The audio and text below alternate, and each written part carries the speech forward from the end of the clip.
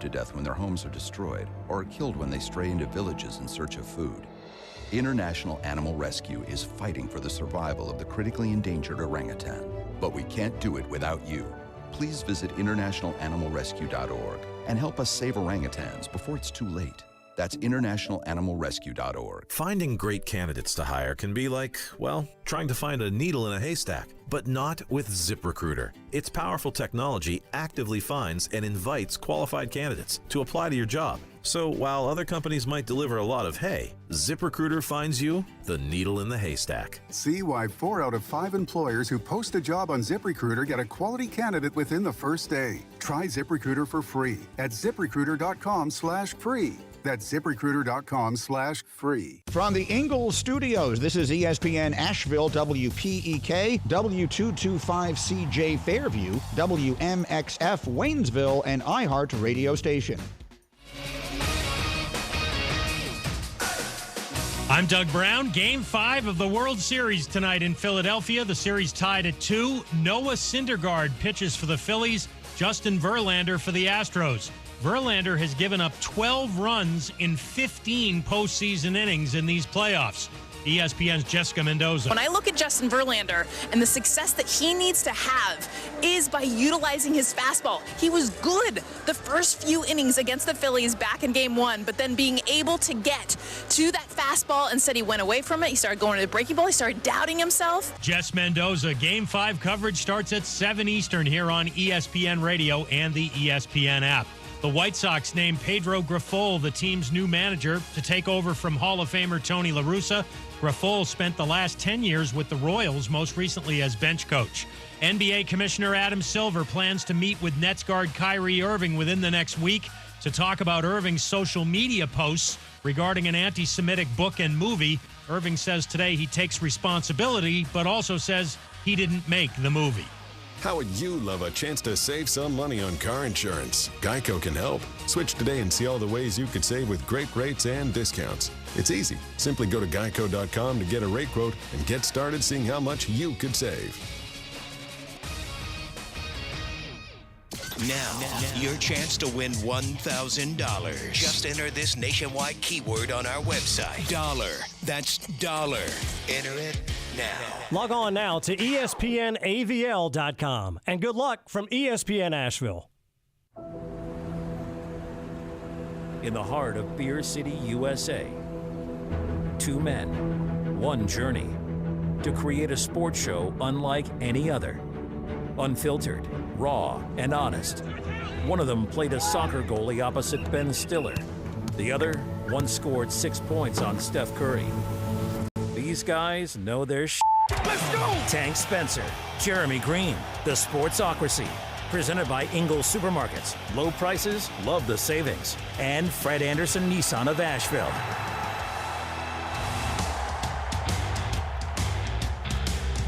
You are in the Sportsocracy here on ESPN Asheville, 92.9 FM, 880 AM, and 1400. Another day, beautiful day, around the mountains of western North Carolina here. Unseasonably warm, I think is what they call this. 68 degrees and sunny. Who would know? Who would know that we're just a couple of weeks away from Thanksgiving? And, of course, we have college football in full swing. College football playoff talk today on the program. We're going to get into all of it. And, of course, you can hear us everywhere on the iHeart Radio app. See us everywhere on YouTube. Just go to thesportsocracy.com. Click on that live video link. Don't forget to subscribe to the channel so you can join us in the chat each and every day. Vote in our polls that we throw up during the show. You'll get live alerts whenever we go live for every show, weekdays, 3 o'clock in the afternoon, or on Sundays for the Fantasy Game Time Decisions show, as we get you set for the fantasy football day. All of the other things that Jeremy has his hands in with the Mullet Man and the Canadan. We also have a mock draft that will either be coming out tonight or in the morning. Just depends on how long it takes to finish the production. That's right. Jeremy's mid-season 2-round 2023 NFL mock draft. My objective is to have it out by 8 o'clock Eastern tonight. Okay. All right. Everything technological I touch breaks. I'm setting just make it clear. He's been feverishly working on it all day long. So you want to know what your team has planned or should have planned for the 2023 NFL Draft. Look for that coming out on the YouTube channel either tonight or in the next 24 hours. How about that? I tested myself to do it with no notes, too. And I only stubbed my toe on one name. It's pretty good. That's mid-season form. It's pretty good. It's about where it's supposed to be. Pretty good. Today's the Thursday. And, we'll get into whatever you want to talk about. We always, I think we should just use the stream of Threadbare Thursday. Throw out in the comments whatever you want to talk about. We will get to that as well. But we got other things planned for the day, and perfect time for the opening drive. Opening drive always brought to you by Fred Anderson Nissan of Asheville, 629 Brevard Road. They're the place to go if you need to buy or sell a car. I'm in a Frontier this week, and I stopped at the gas station earlier. Guys in construction trucks just looking at me going, how many hammers you got in that thing? None. I mean, it looks like I could do – it looks like I could actually do handy things. You can't, though. I can't. And here's the thing. Unless you get in my truck, you don't realize that, no, it's just real comfortable. Real comfortable. And if you want to check it out, you want to test drive it, go on over to Fred Anderson Nissan of Asheville, and you're in the market for a car. You need to sell your car. They'll make a deal with you. Mention us, and they'll give you $250 on your trade-in on top of whatever the car is valued, just for saying, hey, I got sent by the guys from the Sportsocracy. Today on the program, we'll talk about the college football playoff. The playoff ranking was released earlier this week, and we have, the best matchup you could possibly have. It's one in versus the first two. Week of the poll. 1 versus 2, and I'm afraid one of you is in for a very, very sad Saturday. Well, one of us is going to, no doubt. Who wins? It does not. It doesn't matter. One fan base is going to be super upset. One of you can survive it, and one of you can't. This is an elimination game for me for one of these teams. Yes, I would agree. And I think we agree on which team it is. Yours. It is. It is. The Georgia Bulldogs. You can't look this bad against this many teams. Look, I've said this. You struggle with Missouri and Akron or Toledo or whichever MAC school. It was Kent State. They're all the same school. All of their colors are blue and yellow. It is a must-win weekend. Not just for Tennessee, not just for the Georgia Bulldogs, but it is a must-win for a few teams in college football. So we'll talk about that. 4 o'clock. Jones Angell, the voice of the North Carolina Tar Heels, will be joining us to talk about the South's oldest rivalry. This week is the Virginia game. North Carolina to be a heavy favorite against the Virginia Cavaliers, as they should be. And we got basketball season tipping off early next week. Next Tuesday, I believe, is the first game for the North Carolina Tar Heels. So we'll talk to Jones about the run-up to the college basketball season as well. And, of course, all your NFL headlines as they come down the pike here. So, first off, in the college football playoff, we got number one, going by the college football playoff rankings, number 1 Tennessee, number 3 Georgia. If you look at the other polls, the AP poll and the coaches poll, it's number 1 Georgia, number 2 Tennessee. First time in Sanford Stadium history that number 1 will face number 2 on that field. Kind of surprising. But there again, you haven't been good for that long, so it's really not that surprising. You went 30-some-odd years being you were there, but you weren't 1 and 2 level. Oh, yeah, absolutely. So, yeah, that really doesn't surprise me all that much. And no, the thing that surprises me, I would think that, dating back to the 1940s, You would think at some point, there was a 1 versus 2 matchup. But no, this is the first one. And get this, Jeremy, it is now apparently the most expensive ticket in the history of college football. That really doesn't surprise me in any way. It shouldn't, because you think about thirsty fan bases. Now, obviously, Georgia winning the national championship last year, Georgia fans are riding pretty high with your team number 1. But this is also a Tennessee team, a Tennessee program that has finally rebounded to national relevance. What do you think the get-in price is right now for this game? It's not nearly as big of a stadium as Neyland, so it's going to be, I'll say, $275. That's funny. For the get-in price? For the get-in price. The get-in price of the cheapest ticket in the house, according to TickPick. Never heard of TickPick, but I have a feeling you're about to throw out some stupid number here that I'm not going to in any way believe. Section 611, row 11. $626. So the this cheapest ticket in the house. And this is secondary market, which means it can be anything they wanted. They're all secondary market. Yeah, there will be plenty of people that get into this game that paid markedly less. It was $197 before the season started. That's regular more ticket where it would line into me. Now everything's on the secondary market now, and that if you want to go to this game, $626 is the cheapest ticket that you can find.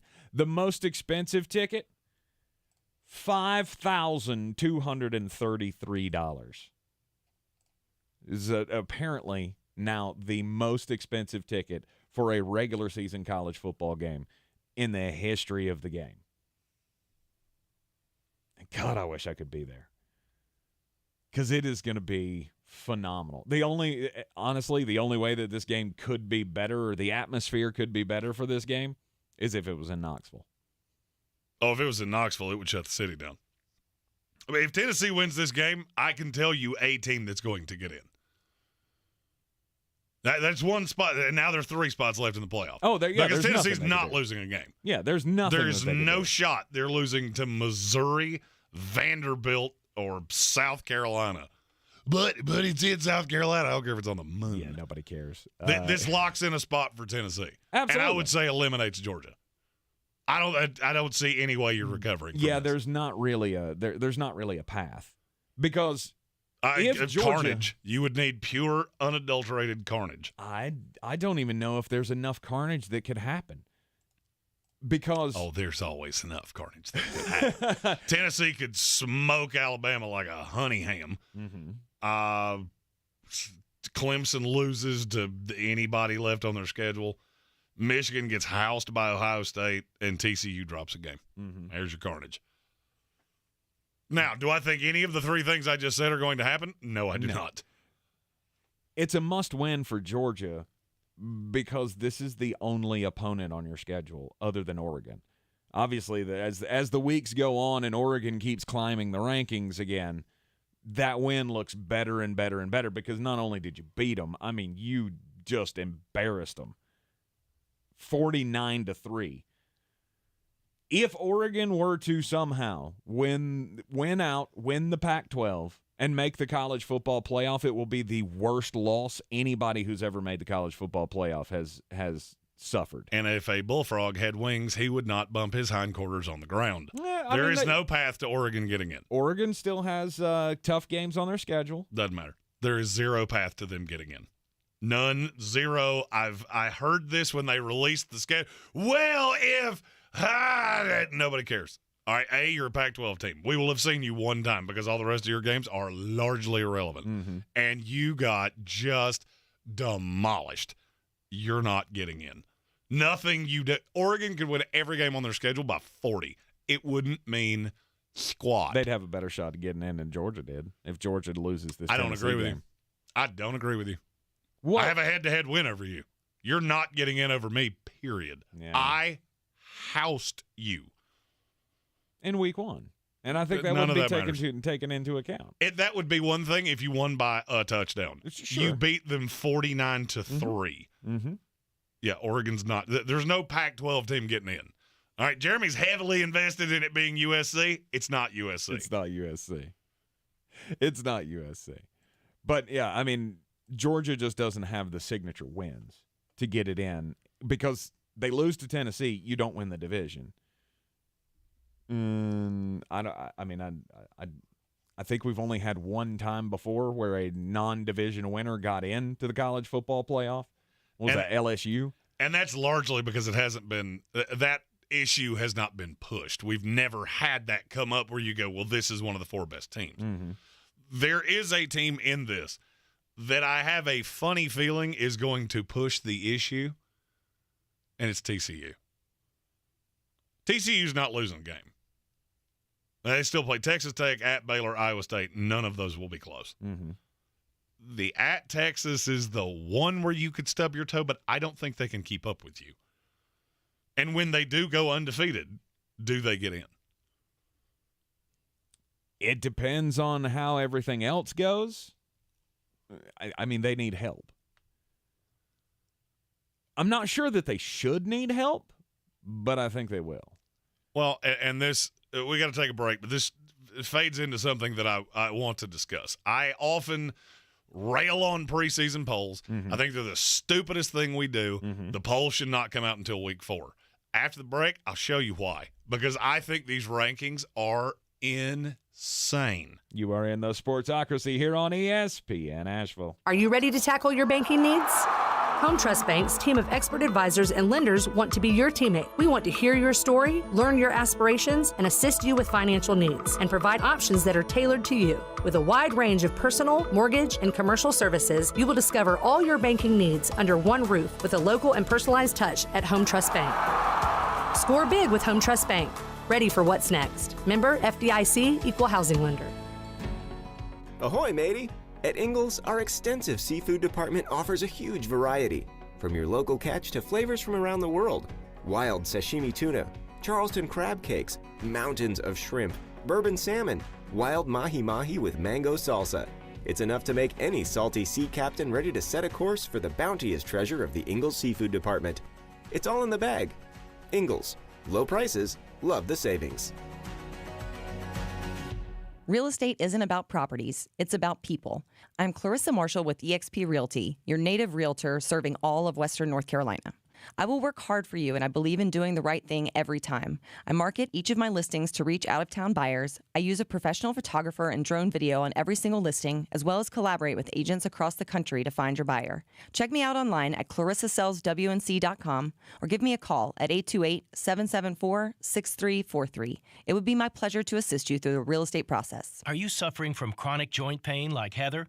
I have terrible arthritis and have had it for quite a while, and I've gone to all kinds of doctors trying to figure out what to do, and everybody just said surgery, and surgery was months of rehab, and I didn't want to do that. But then Heather discovered QC Kinetics, local medical professionals who specialize in natural biologic treatments, non-invasive solutions designed to repair and restore damaged tissue in your joints. And she absolutely loves the results. I like to tell anybody who's suffering that there are options that are not steroids, that are not surgery. You owe it to yourself to find out about QC Kinetics and find out what they can do for you. No surgery, no drugs, no downtime. Discover QC Kinetics and learn more about natural biologic treatments with lasting results. Call QC Kinetics, 828-333-9517. That's 828-333-9517. Don't wait. Call QC Kinetics today, 828-333-9517.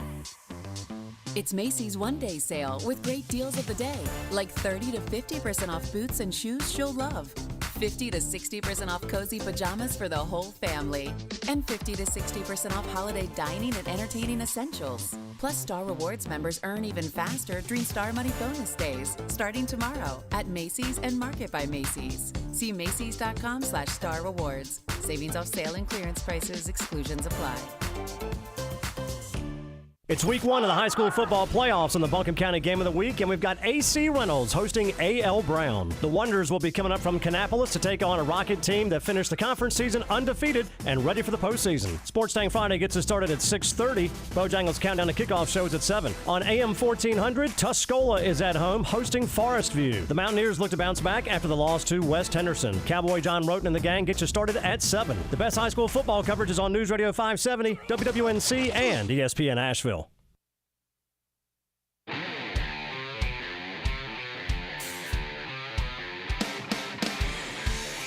The Sportsocracy. Why are you smiling? Because I love football. ESPN Asheville, this is the Sportsocracy. Follow us on all the social medias at the Sportsocracy. Don't forget to subscribe to the YouTube channel.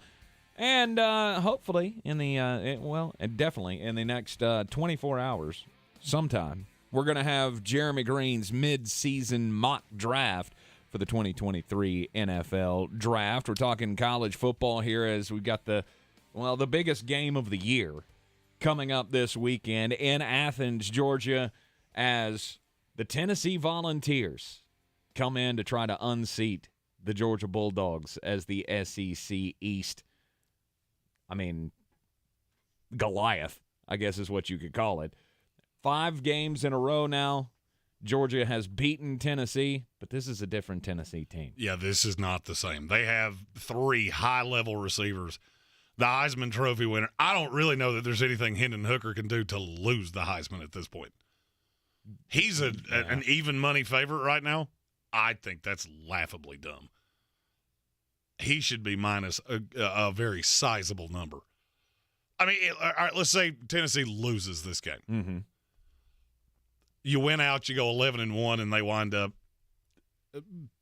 I'm assuming they would just wind up in a New Year's Six bowl. I don't think you're making the playoff if you lose this game. You still might. They could. It would take a lot. Depending on who wins the SEC championship game. Because either Ohio State or Michigan are going undefeated. Mm-hmm. One of them is going to play Illinois in the Big Ten title game. You're not losing that. Right. So that one's locked up. I would say Georgia at that point would be locked up. Yes. Clemson's probably not. The only team I think they could physically lose to would be Carolina. And that's not going to happen. So now you're battling between TCU, the other Big Ten team, Alabama.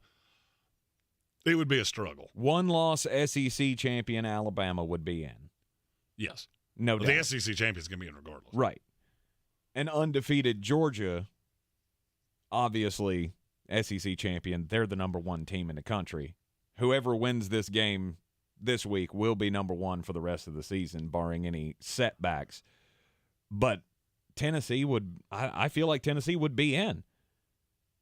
They might. But this the layout of this is exactly why I think preseason polls are so stupid.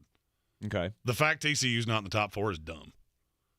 If you've watched 8 games of Georgia and 8 of TCU, and you think that Georgia is more impressive, not that they're better. I didn't say better. I said you have a better resume because that's what the CFP screams every year. It's all about the resume. Who'd you beat? Did you win your conference? Blah, blah, blah. Mm-hmm. You cannot look at those 2 teams and tell me one should be 7 and the other should be 3.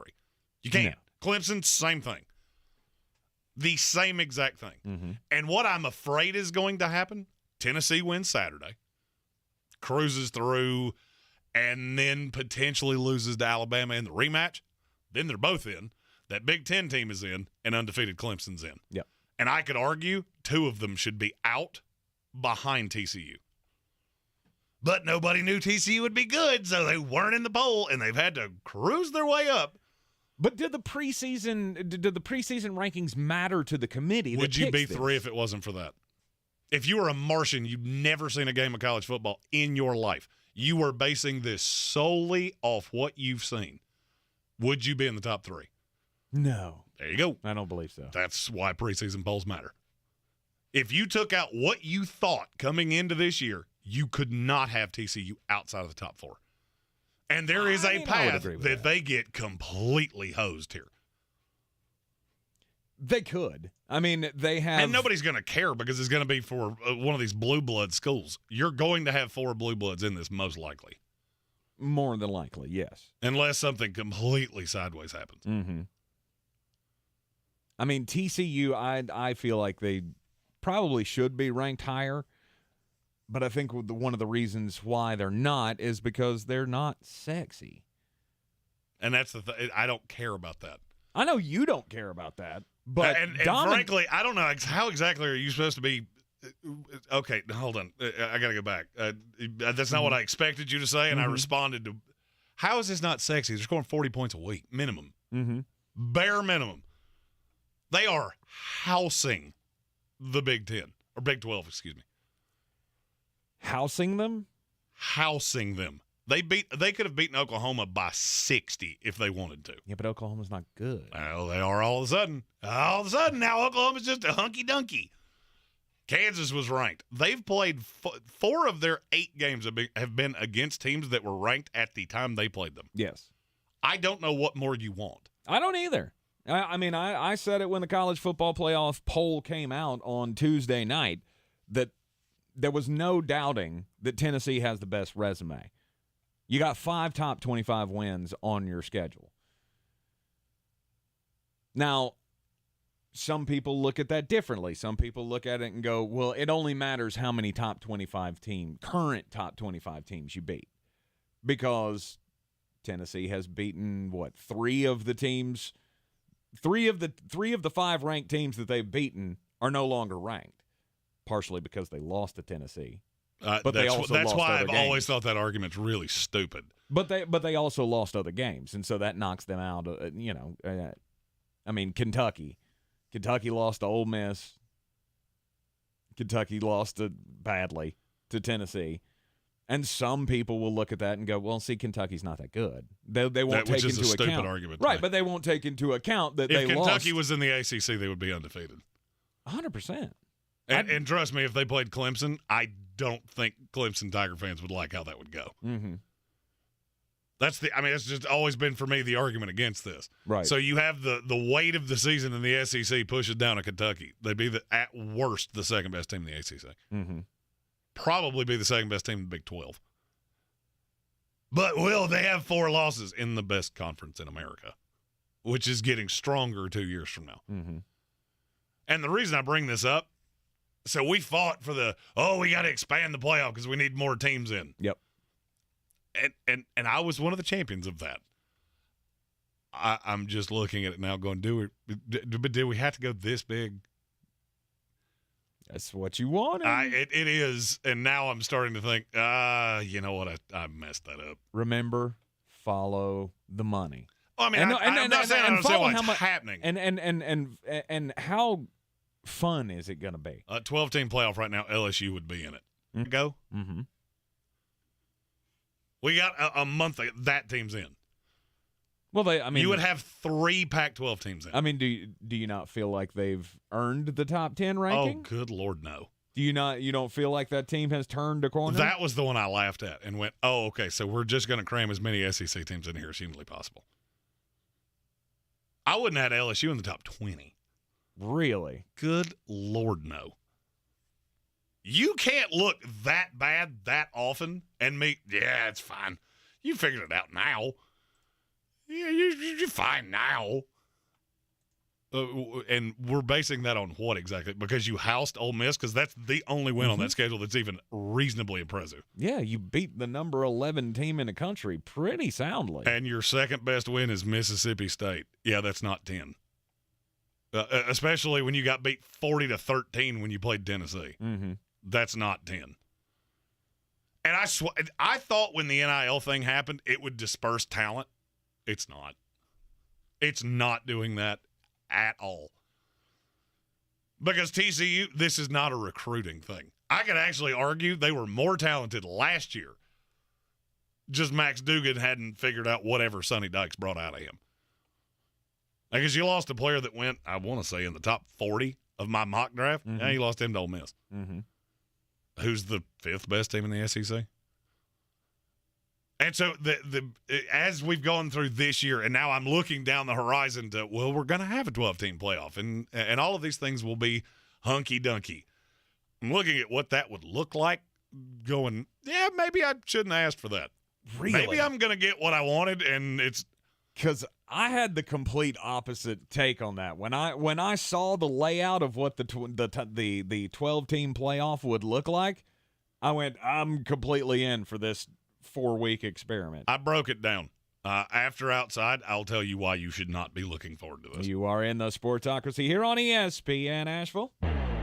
Boy, you must be outside your mind. The Sportsocracy. Just a bit outside. He tried the corner and missed.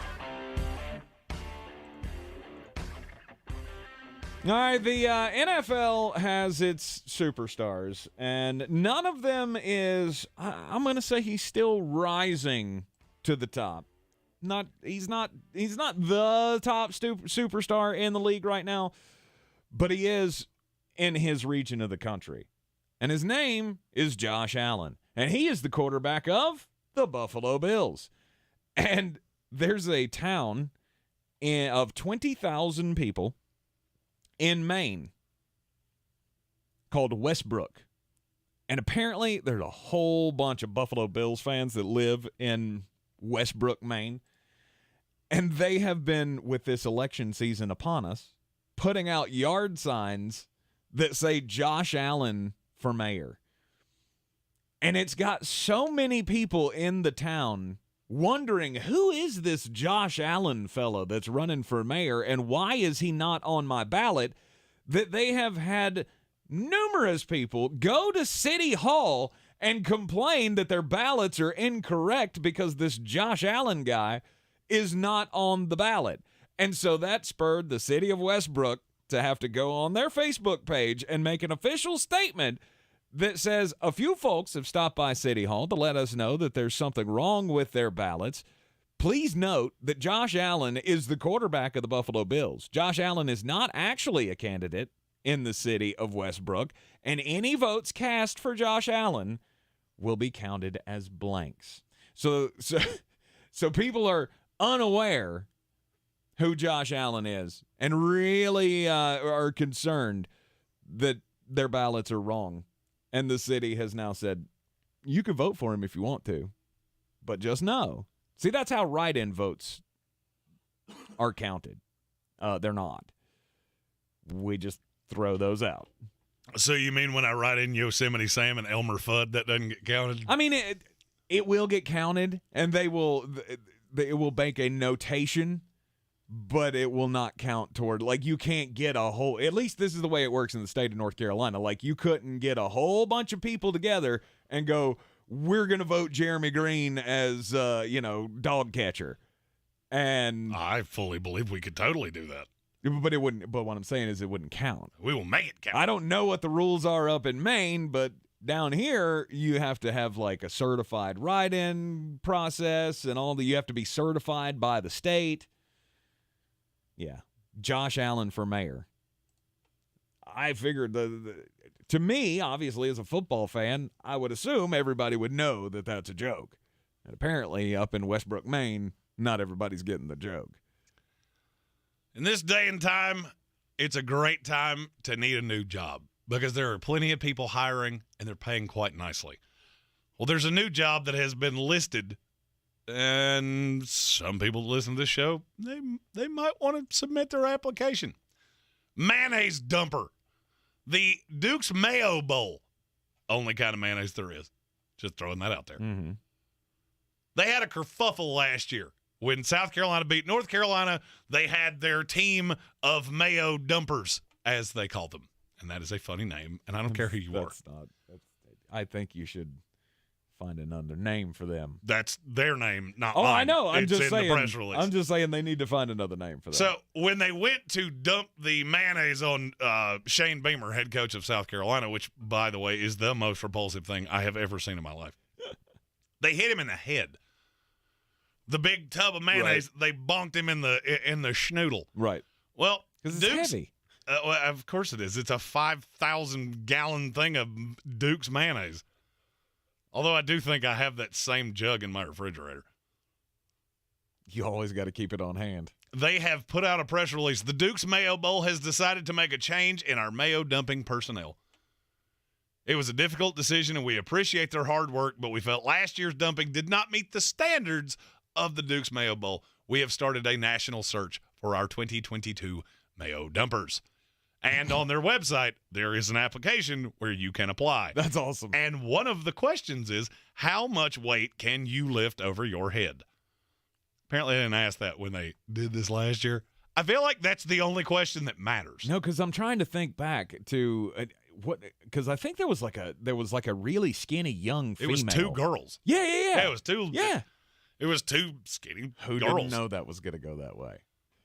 And that's that's like a Gatorade cooler full of mayonnaise. Right. Or here's the thought: maybe you could just make the winning coach a sandwich instead of dumping mayonnaise on him.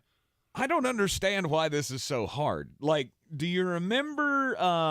I know, Jeremy, you didn't have a childhood, so you probably never watched it. But like, Nickelodeon, when they would slime people, and they had like the little chain that you could pull, and it just dumped.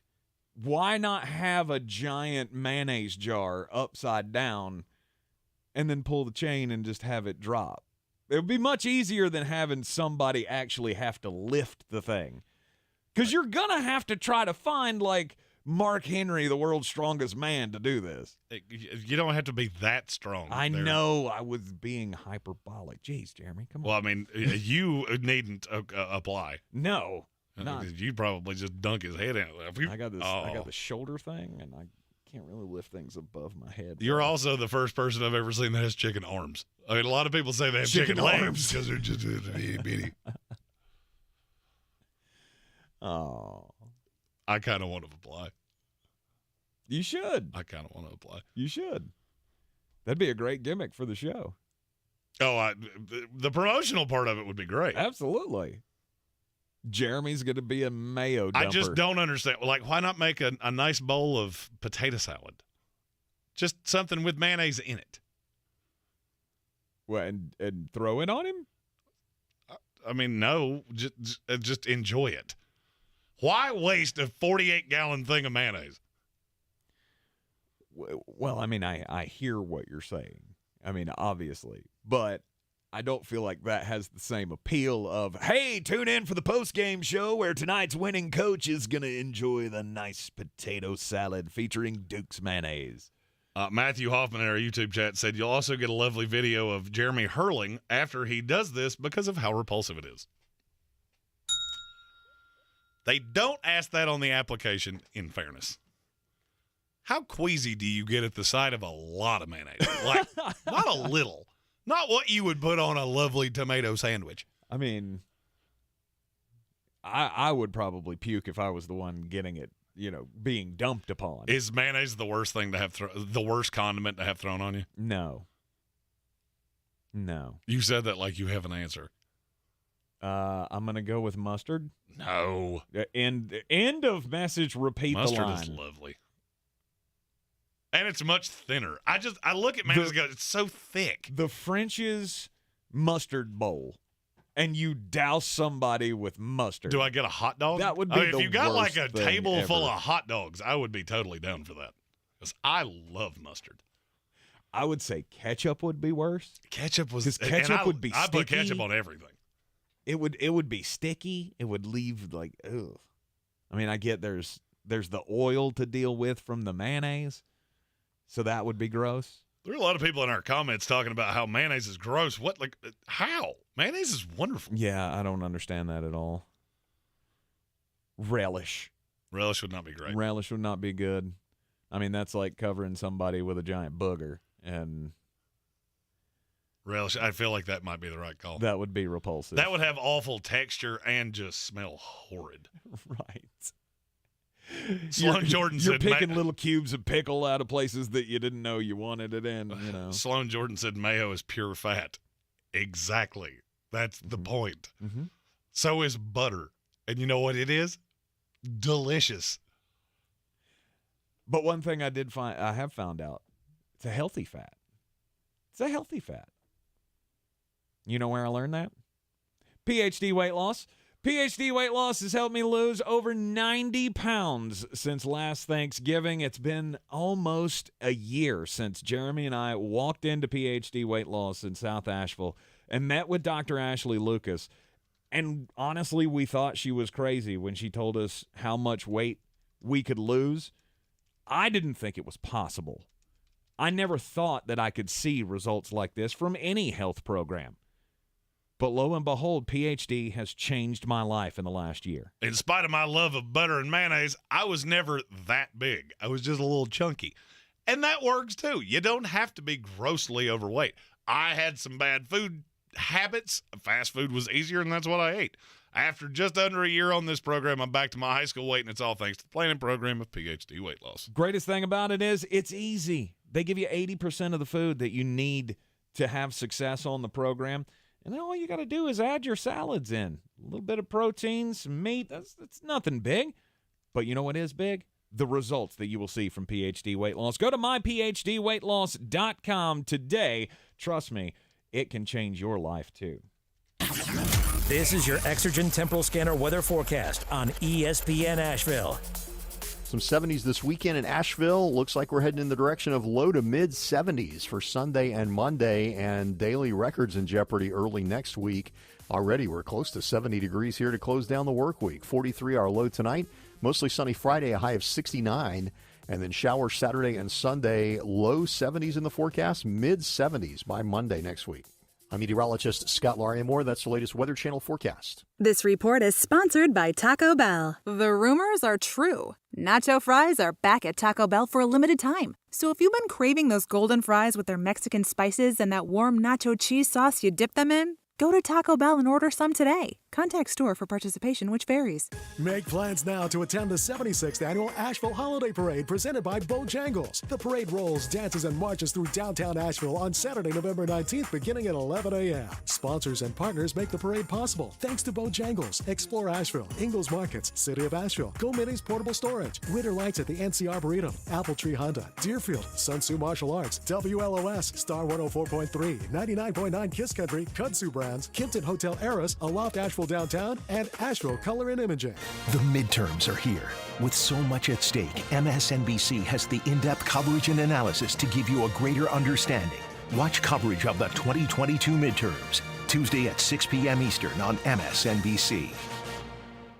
You wash your hands, you brush your teeth, but what about the nose? How do you clean your nose? With Navage. Navage uses powered suction to pull saline in one nostril, around the back of the nose, and out the other nostril, flushing out allergens, mucus, and germs. And it's why cleaning your nose, the body's air filter, is the next evolution in daily personal hygiene. People try Navage for lots of reasons. Sinusitis, colds, allergies, snoring, things that make it hard to breathe through your nose. But over time, they find that cleaning their nose makes them feel better, a lot better. Over 3 million Navage users have written more than 100,000 reviews, averaging 4.7 stars, saying, "Best product I've ever used," and "Amazing, I love my Navage." Navage helps you breathe better, sleep deeper, and snore less, but the biggest payoff is improved health. Navage is good personal hygiene and can help you stay healthier. At Walmart, Walgreens, CVS, Rite Aid, Target, and online. Navage, N-A-V-A-G-E. Clean nose, healthy life. Rogue Combat Club, Asheville's home for comprehensive martial arts training, has a goal for our community, one that's stronger, more fit,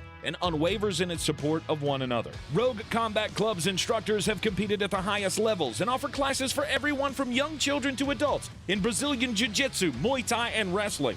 Rogue Combat Club classes can help you boost your self-confidence and self-defense skills while weeding out the egos and intimidation found at other gyms. Join today at roguecombatclub.com. Everyone's heard about the housing market and this being the best time to sell a house in years. But the same thing applies to cars. Whether you're looking to buy a car, trade in, or sell that car in the driveway collecting dust, Fred Anderson Nissan of Asheville wants to buy your car. They have 2 on-site managers that work with Kelly Blue Book to give you top dollar for your vehicle. You can even have your car appraised instantly at AndersonNissan.com. Stop in and visit them today at 629 Brevard Road in Asheville, or call them at 828-365-1663. It's ESPN Asheville, 92.9 FM, 880 AM, and 1400, the college football playoff. Well, there's going to be something decided this weekend when Tennessee and Georgia lock horns in the SEC East Championship game coming up this Saturday down at Sanford Stadium, as Tennessee comes in the #1 team in the college football playoff ranking, and Georgia in at number 3 at the moment. We were talking before the break that this new expansion, Jeremy says he's backpedaling on this. Yeah, because I'm not sure this is actually going to be as palatable as everybody thinks.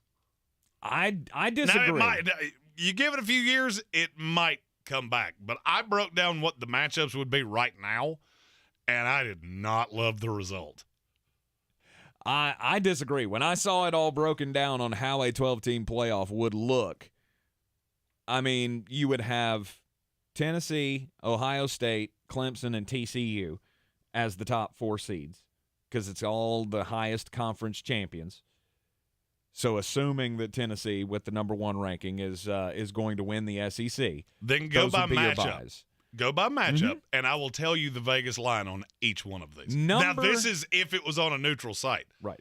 You have to add a touchdown if you played it at each home site. Yes. First-round games would be as follows, starting with the number 5 seed, which would be the Georgia Bulldogs. They would be taking on number 12 Tulane in the first round. That would be Georgia minus 22.5. Minus 30. Minus 30. And I'm using the Vegas poll that puts a numeric value on every team. Right. Okay, so it would be Georgia minus 30. They would probably round that down to Georgia minus 27.5. Mm-hmm. Could be a good game, though. I'm Georgia, say it's not. As you said, Georgia struggled with Kent State.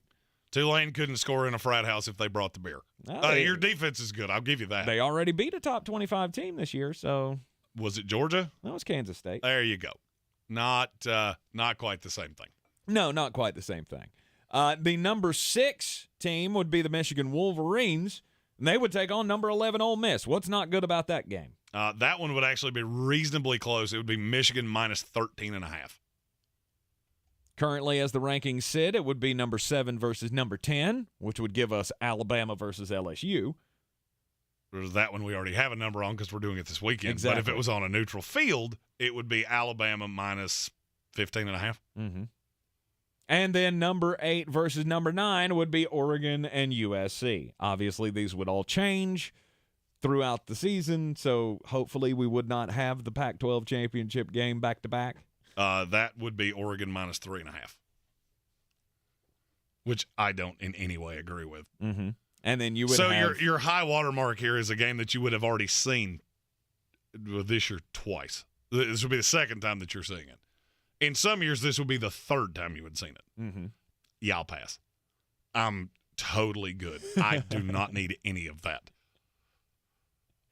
There is a possibility that that's how that goes, that you will end up having that type of a matchup. But we've also, I feel like we've seen the committee put their thumb on the scale a little bit to make sure that we don't have like Georgia and Alabama meeting in the first round of the college football playoff. So that I think that would come into play as well in the 12-team playoff. The Big Seven, which is TCU, Tennessee, Clemson, Michigan, Alabama, Ohio State, Georgia, would be at least a touchdown favorite over any team you could throw in there, according to Las Vegas.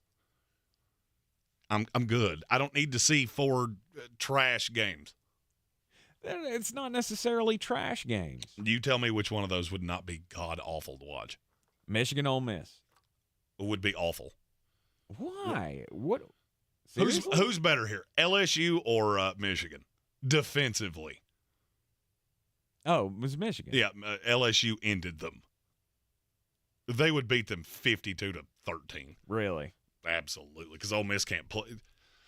Ole Miss is terrible defensively. Mm-hmm. It's just I'm looking at this going, you know what? We added more things. It's for money. Wonderful. I watched enough Maction last night. 3-1, by the way. Good for you. Good start to the Maction. Good start to the Maction slate. Right. I disagree. I feel like these.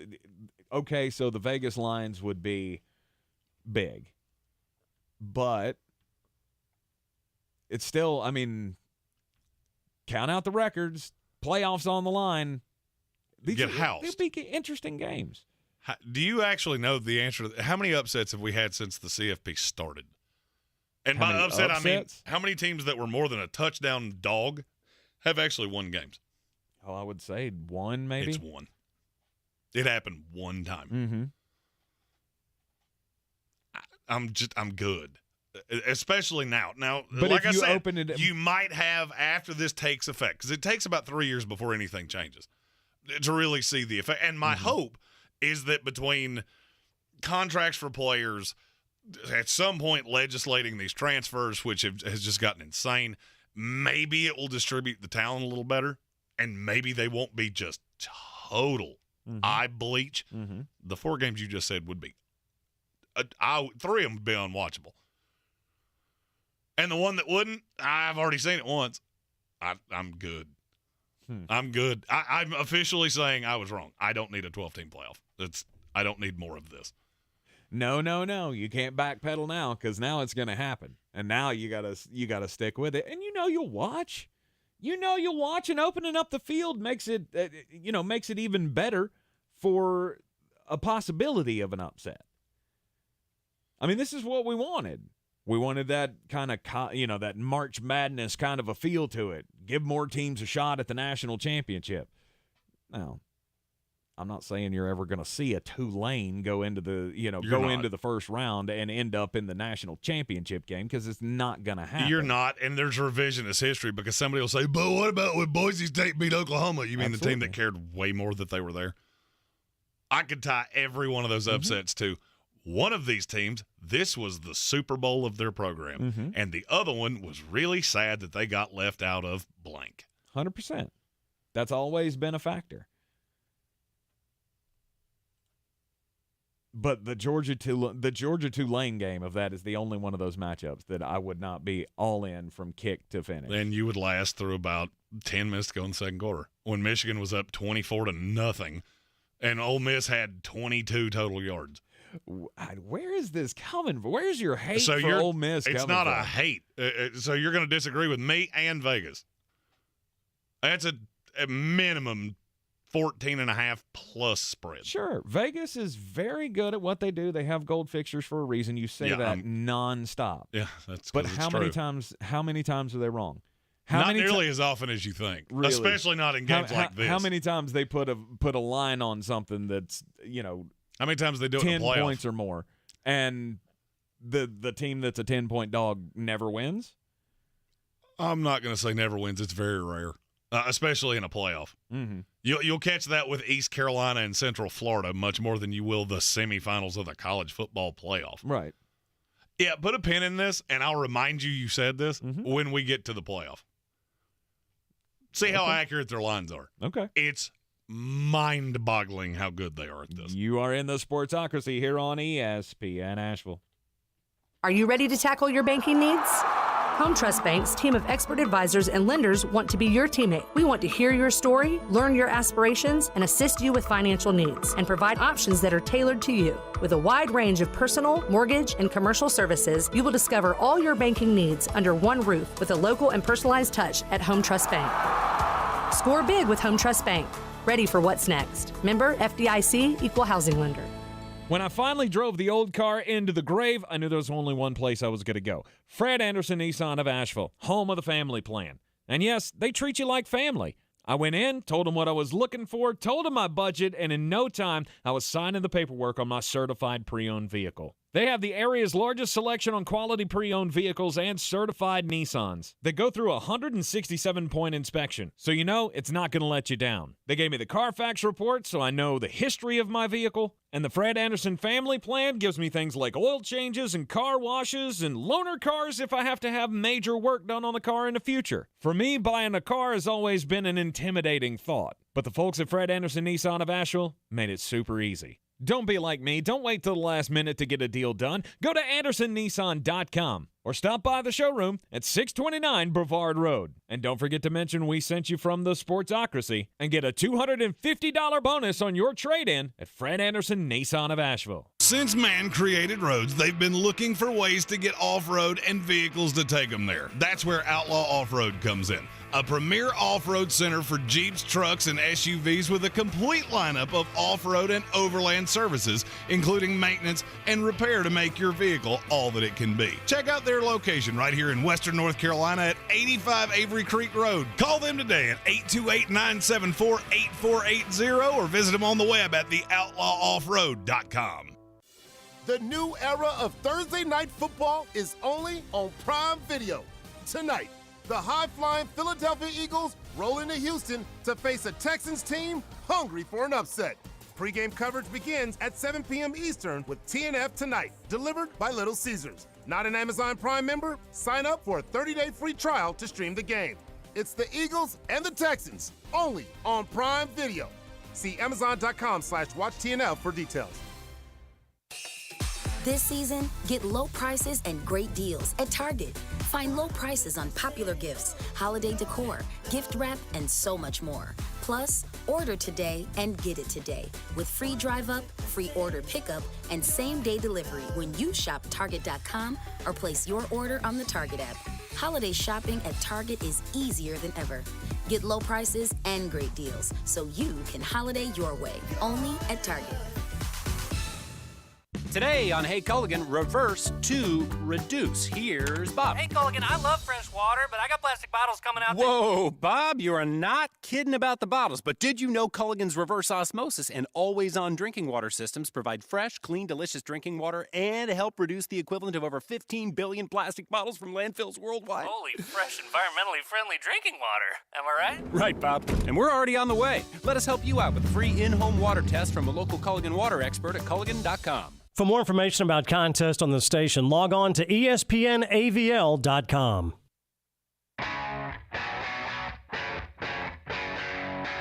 Back in the Sportsocracy on ESPN Asheville, and we had a super chat. Rob Johnson threw out top 5 greatest college football teams ever. I did mine off the top of my head. 01 Miami. 05 Texas or 2013 Florida State. I can't figure out which one I would actually put in there. Texas. I don't know that I agree with you. Florida State was the highest scoring offense of all time. Mm-hmm. And I'm a little biased. Of course. I am a little biased. I'll admit that. 2020 Alabama, 2019 LSU.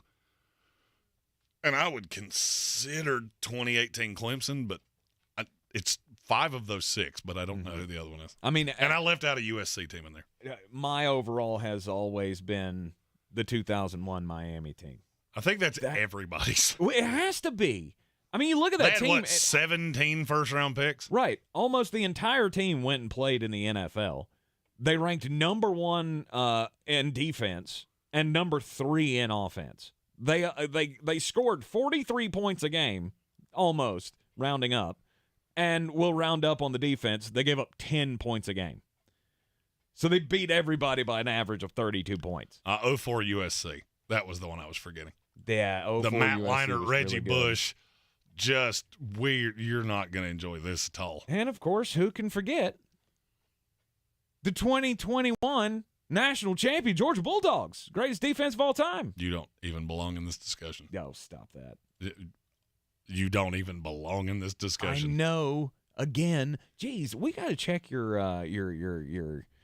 sense of humor today. It's just checked out. Or maybe your joke should improve because it was neither funny nor obviously a joke because you actually are that delusional about that team. Oh my gosh, greatest defense of all time. It was, and your quarterback was 4'7". Mm-hmm.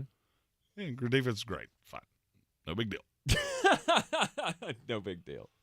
You are in the Sportsocracy here on ESPN Asheville. 4 o'clock is right around the corner. It means it'll be Tar Heel time with Jones Angell, the voice of the North Carolina Tar Heels. This is your Exergen Temporal Scanner weather forecast on ESPN Asheville. Some 70s this weekend in Asheville. Looks like we're heading in the direction of low to mid 70s for Sunday and Monday, and daily records in jeopardy early next week. Already we're close to 70 degrees here to close down the work week. 43 our low tonight. Mostly sunny Friday, a high of 69. And then showers Saturday and Sunday, low 70s in the forecast, mid 70s by Monday next week. I'm meteorologist Scott Larimore. That's the latest Weather Channel forecast. This report is sponsored by Taco Bell. The rumors are true. Nacho fries are back at Taco Bell for a limited time. So if you've been craving those golden fries with their Mexican spices and that warm nacho cheese sauce you dip them in, go to Taco Bell and order some today. Contact store for participation, which varies. This season, get low prices and great deals at Target. Find low prices on popular gifts, holiday decor, gift wrap, and so much more. Plus, order today and get it today with free drive-up, free order pickup, and same-day delivery when you shop Target.com or place your order on the Target app. Holiday shopping at Target is easier than ever. Get low prices and great deals so you can holiday your way, only at Target.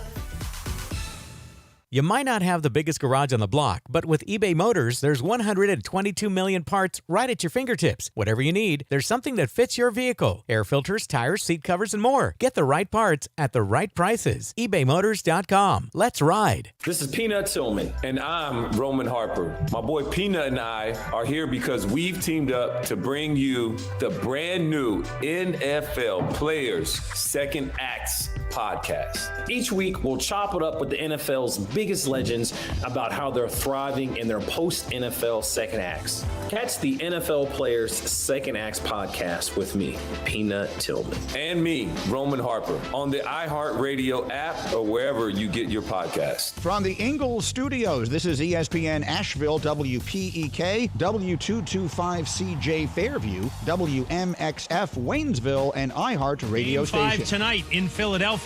The Phillies trying to shake off getting no hit by the Astros in Game 4.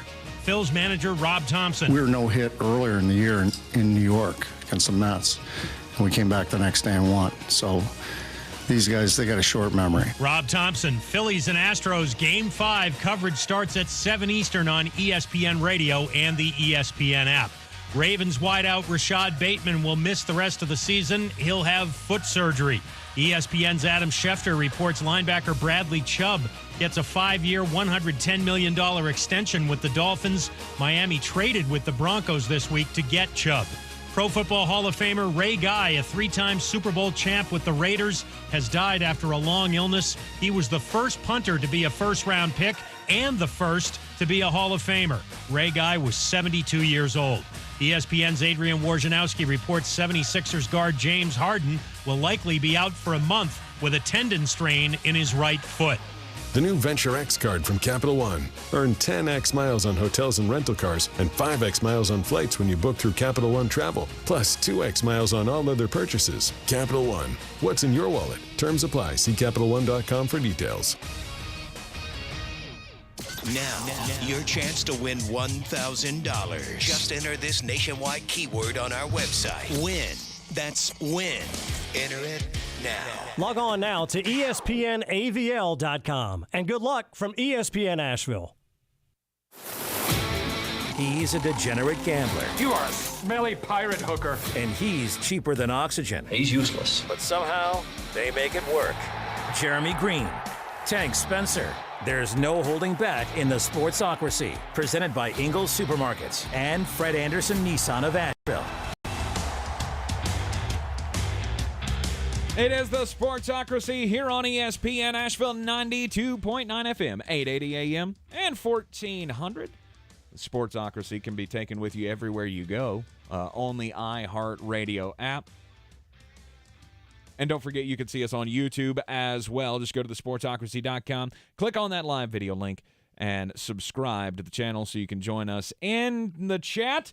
We're always coming to you from the Ingles Studio. Ingles Supermarkets, low prices, love the savings, and it's time for Tar Heel Time with Jones Angell, the voice of the North Carolina Tar Heels, as we get ready for the South's oldest rivalry this week.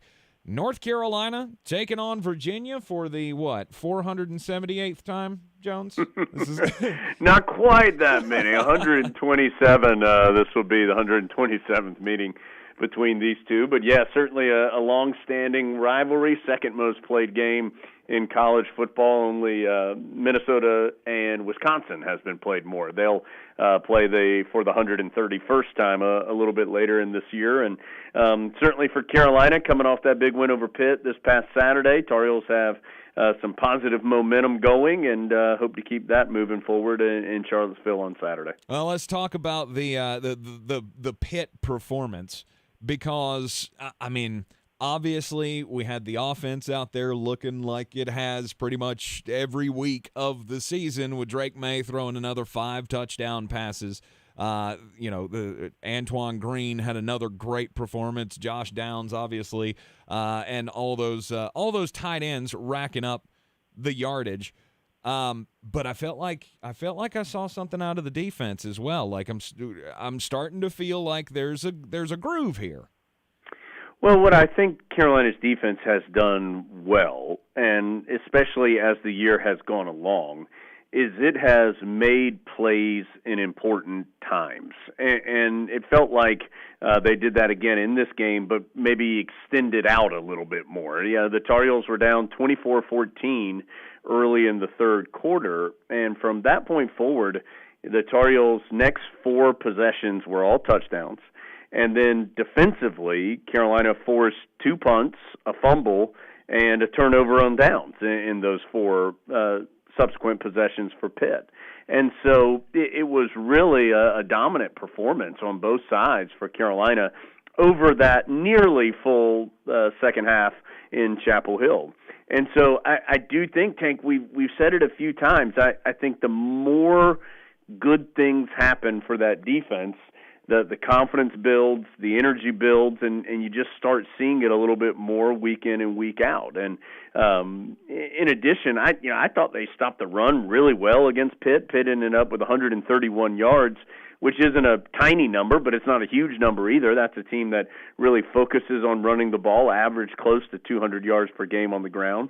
They did hit the Tar Heels with some deep passes, particularly in the first half, working off of some play action and trying to get Carolina to sell out against the run. I thought the Tar Heels allowed one more of those in the second half, but then really made some nice adjustments and turned that aside as well.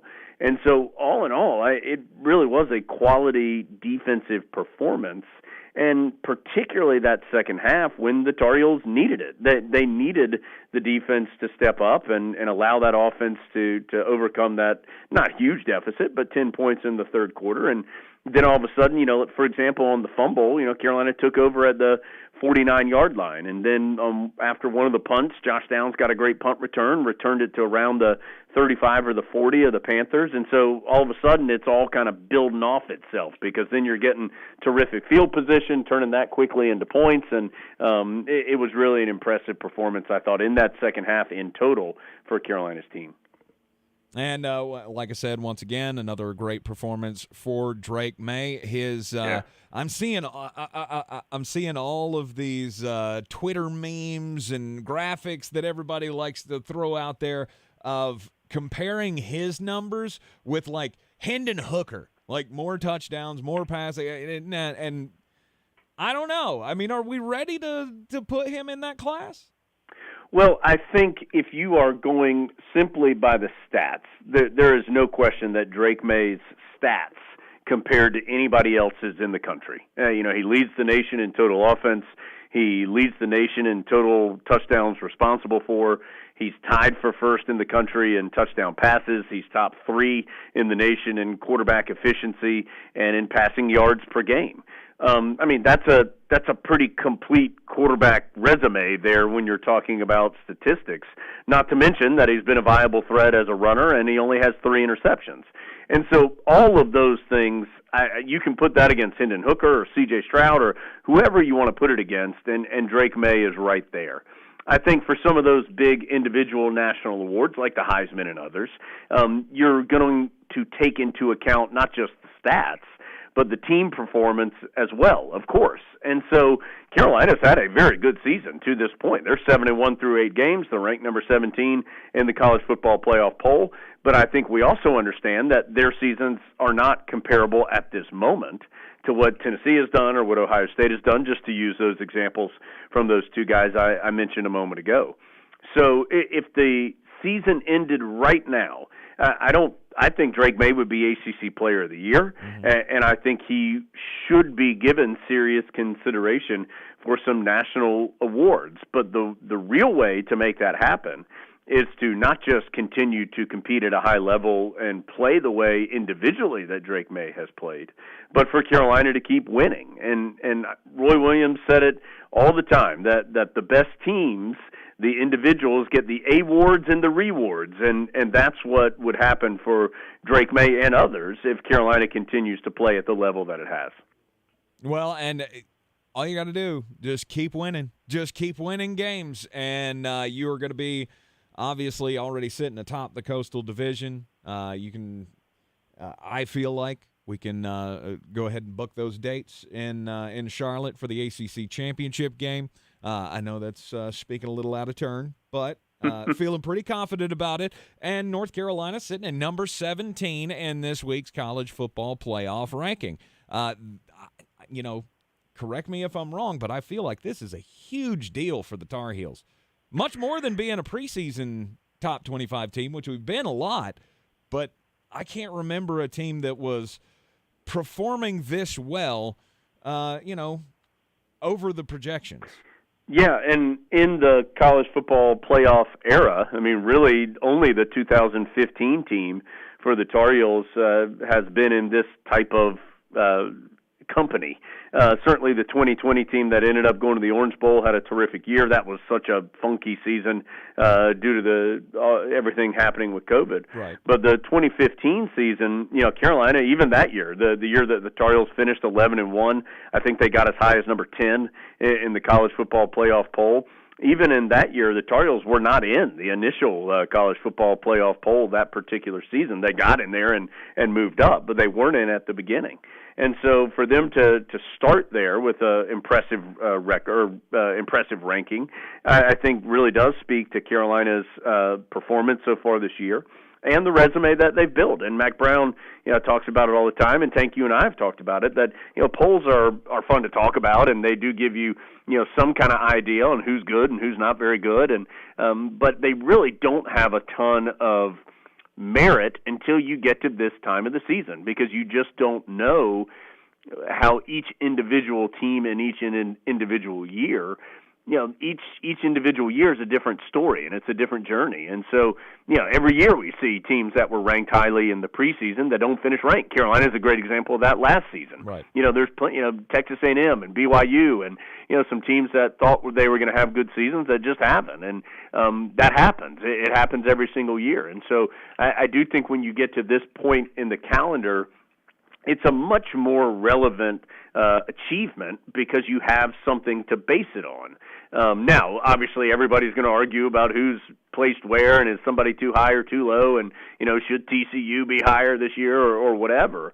But I do think to be in that conversation is an accomplishment for this particular group. And the great part is there's still things that they can achieve. There's a month left in the regular season. Carolina, I think you and I talked about this last week, Tank, and if not, we probably have at some point here recently. Yeah, it feels like the Tar Heels now can go from having a nice season to having a really special year, and to do that, they have to keep winning, and the next step in that comes this weekend against Virginia. That's right. It's going to be a 12 o'clock kickoff at Charlottesville. And this has been one of those games. It is a true rivalry game, as we have mentioned. How many times that they've played each other, but there have been some dogfight battles between these two teams. And yeah, and there was the long streak in Charlottesville where Carolina didn't have success, and went from the mid '80s all the way to the late 2000s. That's a long time, but I do think that is. That's kind of been shuffled away. The Tar Heels have won plenty of times in Charlottesville here recently, but it has been those for the most part have been really competitive games. And last year was a competitive game. It was a shootout. Carolina won 59-39. Virginia's a much different team this season, but what they are really good at, Tank, is defense and getting after the quarterback. They have had an enormous turnaround from last year. It's odd. Last year they could really move the ball and score, but they struggled to stop anybody, and it's 180 degrees from that right. This year. They've been really good defensively. They get after the quarterback. They've been really solid on that side, but the offense, for whatever reason, has just not clicked. But I think the dangerous part is Brennan Armstrong is still the quarterback there. Carolina got a first-hand look when he threw for over 500 yards against them last season.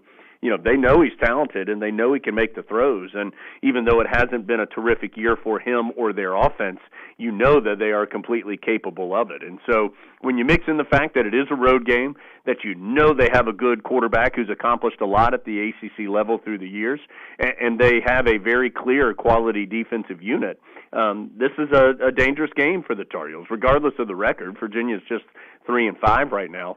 But regardless of that record, Carolina understands that it has to go up there and play well. And I'll say one other thing. I think Carolina's role has changed a little bit as well, kind of to your point about exceeding expectations, in that now Tar Heels are 7-1. Now they're ranked in the college football playoff poll.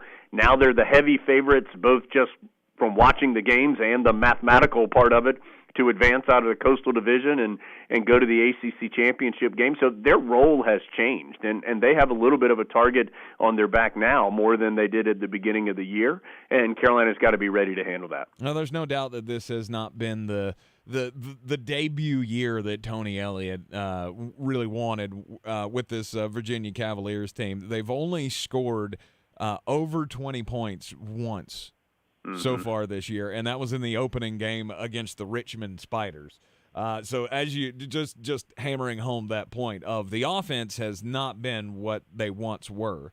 They struggle a lot to block anybody. Yeah, and I feel like that's the one thing that has played into the I guess the downfall or the backslide here, the regression of Brennan Armstrong. No doubt. Yeah, they had to replace all 5 starters on the offensive line. That's hard to do. And so when you have a young offensive line, that'll just eat you up at some point. And you've seen it in some games against Illinois and against others where they just had trouble moving the football, period. And so for Carolina, that tells you that if you can get some pressure on the quarterback, which is, that's football 101, but with the Cavaliers this year, you've got the evidence that if you can get pressure, that will go a long way to helping you make them struggle and giving you a better chance to win. Last Friday, we had the exhibition game against Johnson C. Smith University on the basketball side. As we get prepared for this upcoming season, obviously, exhibition game, I don't know really what you can take away from it, but I was watching on Twitter while we were doing high school football of all the reactions of what was going on in the game, and Tar Heel fans seemed pretty impressed with Pete Nance.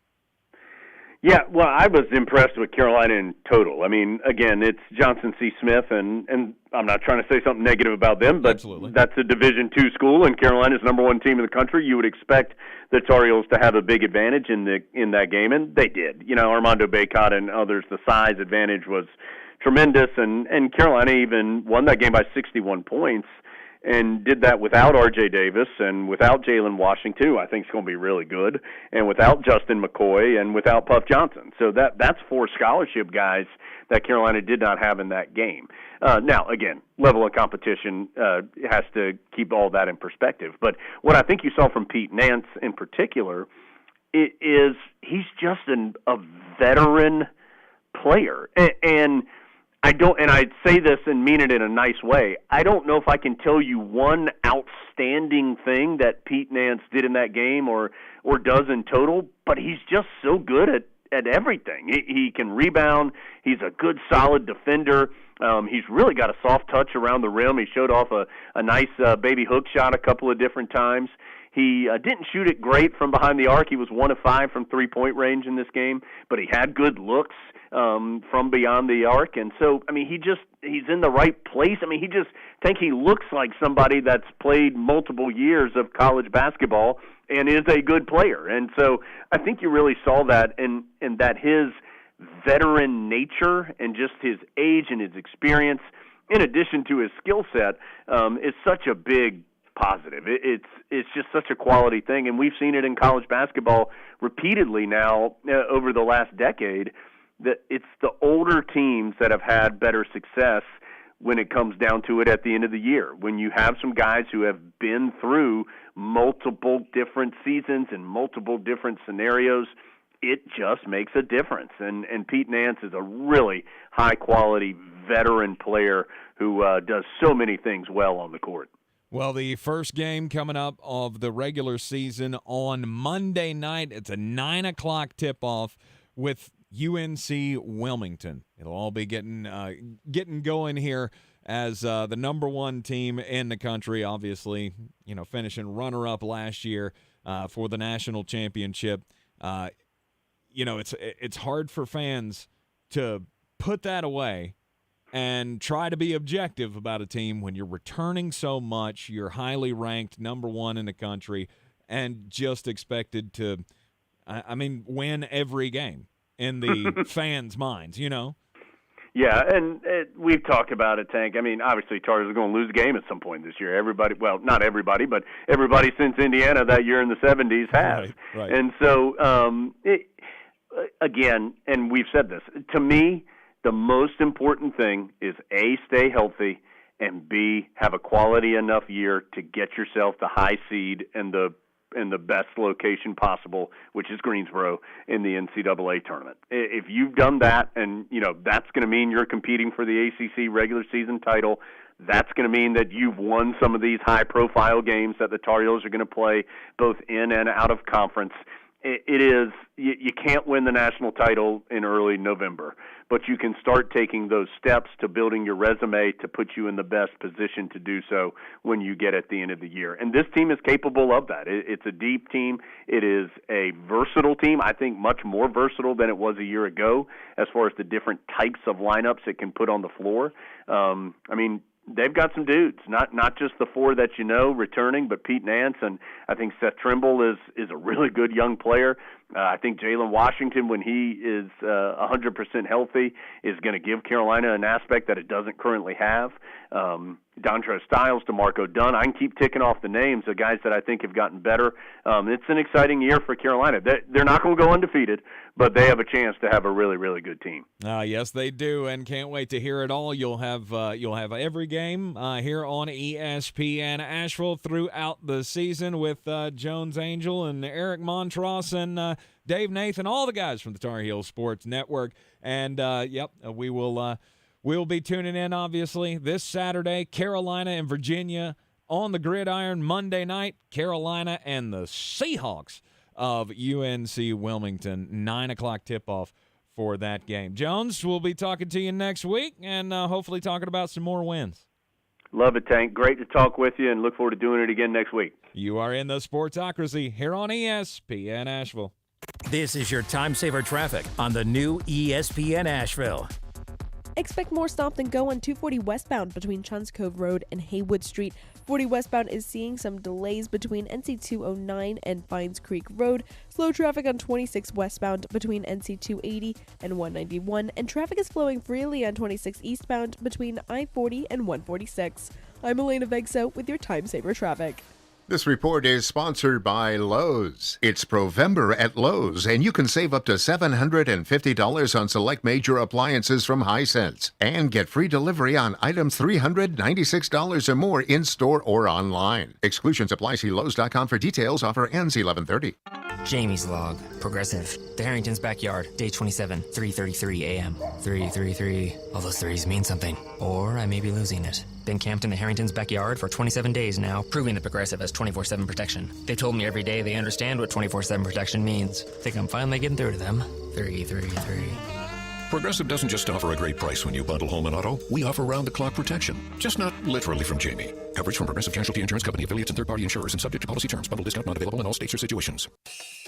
This season, get low prices and great deals at Target. Find low prices on popular gifts, holiday decor, gift wrap, and so much more. Plus, order today and get it today with free drive-up, free order pickup, and same-day delivery when you shop Target.com or place your order on the Target app. Holiday shopping at Target is easier than ever. Get low prices and great deals so you can holiday your way, only at Target. Everyone's heard about the housing market and this being the best time to sell a house in years. But the same thing applies to cars. Whether you're looking to buy a car, trade in, or sell that car in the driveway collecting dust, Fred Anderson Nissan of Asheville wants to buy your car. They have 2 on-site managers that work with Kelley Blue Book to give you top dollar for your vehicle. You can even have your car appraised instantly at AndersonNissan.com. Stop in and visit them today at 629 Brevard Road in Asheville or call them at 828-365-1663. Jeremy loves to be on the right side. I do. I've always been on the wrong side of health, but that's all changed with PhD weight loss program. Last Thanksgiving, we started with PhD, and since then, I've lost more than 90 pounds. None of my clothes fit anymore. I'm having to get a whole new wardrobe. You got a favorite shirt? I don't have that anymore. Like, I'm having to find all new favorites, but I'm good with it, because that means I'm going to get to live a little bit longer. It's ironic you brought up a favorite article of clothing, because I am currently wearing a Florida State hoodie. It's been out of the rotation for quite some time, because when I wore it, I looked like a wet dog trying to come in through the cat door. But thanks to the weight loss program of PhD, I'm back down to my high school weight. I'm fitting in clothes that I don't actually know why I kept. There is a program out there that can take 2 of the biggest slovenly lummoxes in the history of time and make them healthier. They can definitely do the same for you. Go to myphdweightloss.com. That's myphdweightloss.com. At Ingles, whether we're celebrating Friday night rivals, televising college basketball games, bringing the Fan Fest to semi-pro soccer, or taking you out to the ball game at your minor league park, it's all in the bag. Ingles, low prices, love the savings.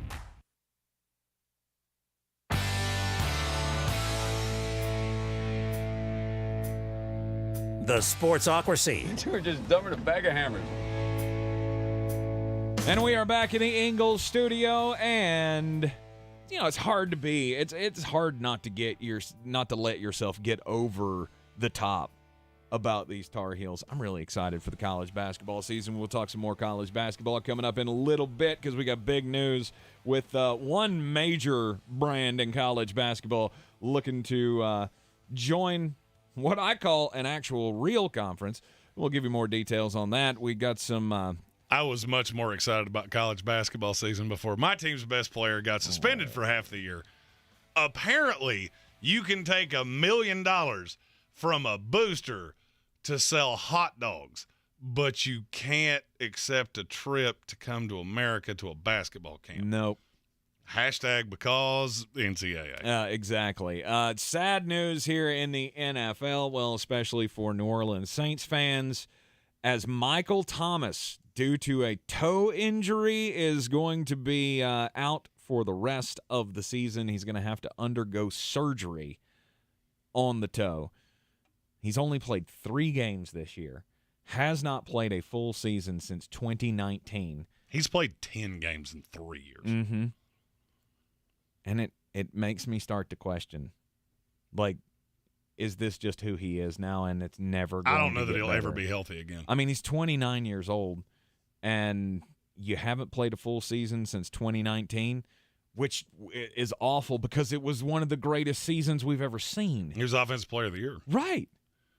I mean, I was in a conversation on Twitter during the last segment of, is this the most precipitous decline we've ever seen? I don't remember ever seeing a player have this prodigious of a year and then just never be seen or heard from again. Yeah. He has 56 catches since then. Mm-hmm. Not like this. I mean, I obviously there are guys who hit their high water mark and then just disappeared. I mean, we always like to make the jokes about Peyton Hillis being on the cover of Madden. But he was never this good. No, he was had not. One weird year. Todd Gurley? Maybe he's the closest in recent memory. That's not a bad one. I mean, he was like the number 1 running back in the NFL, and then all of a sudden injuries just crept in, and he never was the same. Look, this is the high side of it. This is one of the reasons that people like me are very cautious of throwing big money at skill position players. This can happen. Yeah. Because this has been a full body shutdown. He has now had 4 parts of his body that have kept him out of games in the last 3 years. Mm-hmm. Ankle, hamstrings, wasn't there the shoulder? Shoulder, yeah. Yeah, shoulder, and now the toe. Yikes. It is shocking to see somebody who was at the top of their game like that just absolutely deteriorate over the years. And we put a lot into it last year, a lot of, hemming and hawing back and forth about, well, he's not going to rejoin a bad team. And I don't think that plays into this year. No, I mean, at this point, you're battling for your career. Mm-hmm. I mean, because at this point, I mean, New Orleans can get out of the deal, and let's just say that happened. What's his market value at this point? Nothing. Let's say Michael Thomas was actively available on the market. What could you conceivably pay him? I mean, $2 million with $250,000 in game day roster bonus? Yeah. Because I don't think it could be anything above that. I mean, it can be. I think there might be teams dumb enough to do it. Looking at like Chicago Bears, who just gave up a second-round draft pick for Chase Claypool. Hey, speaking of receivers to the Chicago Bears, my mid-season mock draft is coming sometime in the next 24 hours. Yeah. Be sure to subscribe to the YouTube channel. You'll see when it comes out. Houston Texans could make a play for Michael Thomas. That's okay. They've already got one receiver that they boo-boo kittied the money. I totally forgot that when we were talking about Brandon Cooks. Mm-hmm. You know his entire deal's guaranteed, right? That's why nobody would trade for him. There were calls, but they wanted Houston to pick up all of the money. And Houston rightfully said no. I forgot it was all completely guaranteed. I had forgotten that as well. Of which, by the way, if you need to know why Nick Caserio is a horrible GM,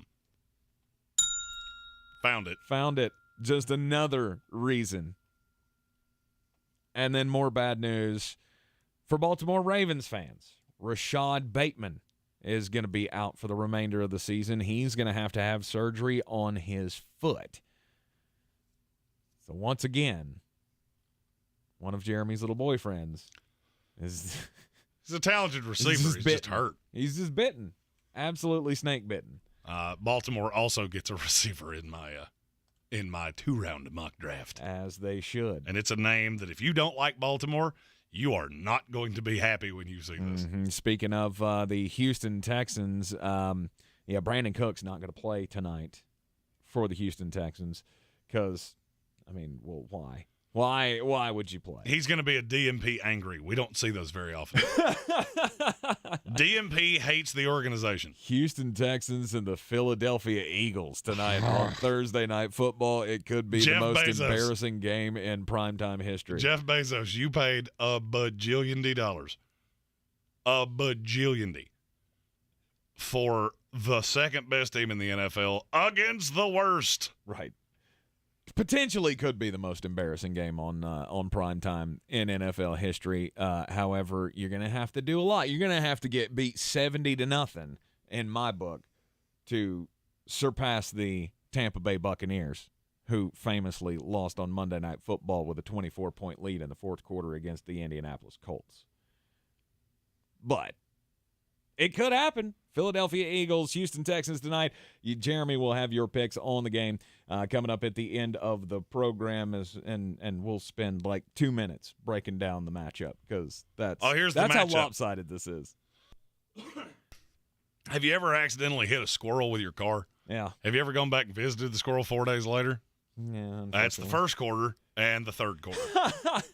There you go. Analysis over. End of message. Repeat the line. Not going to be good for the squirrel. That we know. It is ESPN Asheville, and hey, let's get weird. On the weird scale, there's Vegas, there's Florida, and there's Asheville.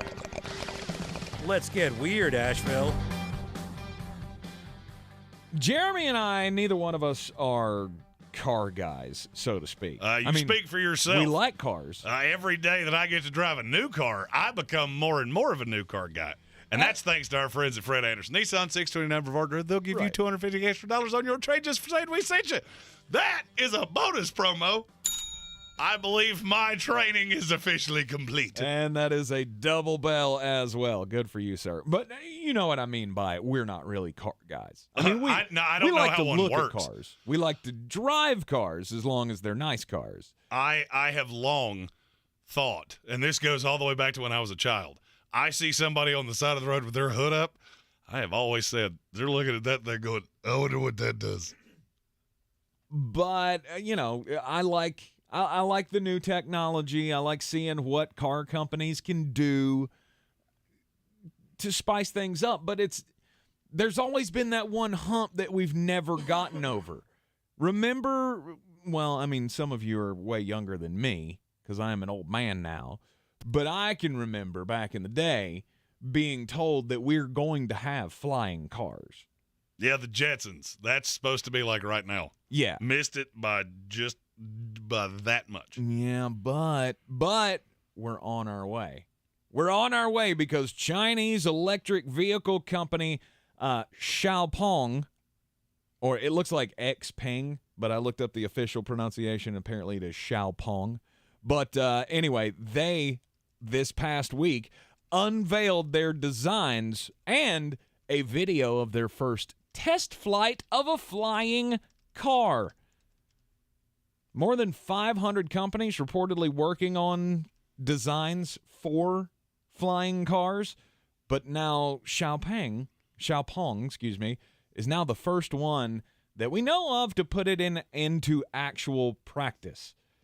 Now, the renderings and stuff that they released of their flying car, I think they're calling it the X3, they look really cool. Like it looks like a drone when the propellers are all, unfurled. But the renderings have it like where the arms are collapsible and they've got these drone helicopter propeller things that take it up. The problem is that's not been put into practice with this one. It doesn't look like the arms retract. So you could never take this thing on the road as it is currently constituted, because obviously the wingspan would be a bit of a problem trying to drive down the road. But it actually worked. I don't need flying cars. They got it up to 15. It was about 15 to 20 meters in the air, hovered around for a little bit, took a turn, came back, landed softly. 2 tons this thing weighs, though. Obviously, they don't have a price tag on this thing. They're hoping to be able to. This is a $500 billion project that they are working on this thing with. They're hoping to maybe be able to put it on the market, obviously, for the super rich among us in 2024. But we may be close, Jeremy, to flying cars. And that, my friends, is going to be the latest and the greatest disaster of all time. You think people are jackwagons now on the roads? It's because Give there's them enough the ability to fly. That's because there's enough people like you that think the scissor merge, zipper merge, whatever it's called. Merge. There's enough of you that think that's the way to go. It is the way to go. I don't need you to cut me off at 15 meters above the ground. But see, that's the plus of this, is you would be able to just fly over the traffic jam. Problem is, if everybody's got that ability, then we're all just kind of flying around. Yeah, I'm good. Nah. I've watched enough of the millennials that we have in this society try to get on an airplane. I don't need you to have your own airplane. Also, we do not know how long this thing would be able to fly, but considering that some of the prototypes probably don't have the ability to fly for 3 minutes without the battery dying, that's going to be a problem. That's going to be a slight problem. Absolutely. Also a slight problem, something that just happened in Denver, Colorado. 2 firefighters have been put on administrative leave. Not because they didn't fight the fire. They responded to a house call. A father called, said he hadn't talked to his daughter in a few days. She had just gotten out of the hospital for a stomach procedure. Firefighters respond. They walk in the door, and they see the woman. And that's about all they did. And they went back to the truck, and they called the ER for a declaration of death from the ER doctor. Of which I never thought of that's how this works. The doctor that declares people deceased on site may not actually be there. Never thought of that. That becomes very relevant in just a moment. So the two firefighters, they do the thing. They did not release their names in the story. I can only assume that's a union thing. So they call in, get the death declaration, all of that, and they go on about their way. Later on, a police officer shows up to check the house for weapons or any crimes that may be in the deceased woman's house. Mm-hmm. There's only one problem. She was crawling on the ground. Oh. They never checked to see if she was alive, in spite of the fact that they answered all of the questions that they were asked, including did she have a pulse, yada, yada, yada. They said she was bluish-purple in color, and the smell of decomposition was in the house, which is entirely possible, I suppose, except for the fact she did have a pulse and she was totally alive. And has a nasty house, apparently. Apparently, yes. Apparently she needs some zero res, because that's 100%. I mean, if I think there's a dead person in there just because I walked in the door, you are a messy Bessie, I do declare. Yeah, absolutely. Wow. And the lawsuit pending with the city should be finalized soon, because I guarantee you there's going to be one. You are in the Sportsocracy here on ESPN Asheville. When we come back from the break, it looks like there could be a bit of a shakeup in college basketball. Conference realignment continues. This is your Exergen Temporal Scanner weather forecast on ESPN Asheville. Some 70s this weekend in Asheville. Looks like we're heading in the direction of low to mid 70s for Sunday and Monday, and daily records in jeopardy early next week. Already we're close to 70 degrees here to close down the work week. 43 our low tonight. Mostly sunny Friday, a high of 69. And then showers Saturday and Sunday, low 70s in the forecast, mid 70s by Monday next week. I'm meteorologist Scott Lariamore. That's the latest Weather Channel forecast. This is your time saver traffic on the new ESPN Asheville. Expect heavy traffic on 240 westbound between Chuns Cove Road and Haywood Street. 26 westbound is backed up between 280 and 191. We're seeing more stop and go due to road construction on 40 westbound between NC 209 and Fines Creek Road. Slow traffic on 240 westbound between exit 4A and exit 3, and an accident on Overlook Road at Hendersonville Road. I'm Elena Vegso with your time saver traffic. This report is sponsored by Pfizer and BioNTech. This fall, there are updated COVID-19 booster shots designed to help protect against recent Omicron variants. If it's been at least 2 months since your primary series or booster, schedule your updated COVID-19 booster dose at vaccines.gov. The midterms are here. With so much at stake, MSNBC has the in-depth coverage and analysis to give you a greater understanding. Watch coverage of the 2022 midterms. Tuesday at 6 p.m. Eastern on MSNBC.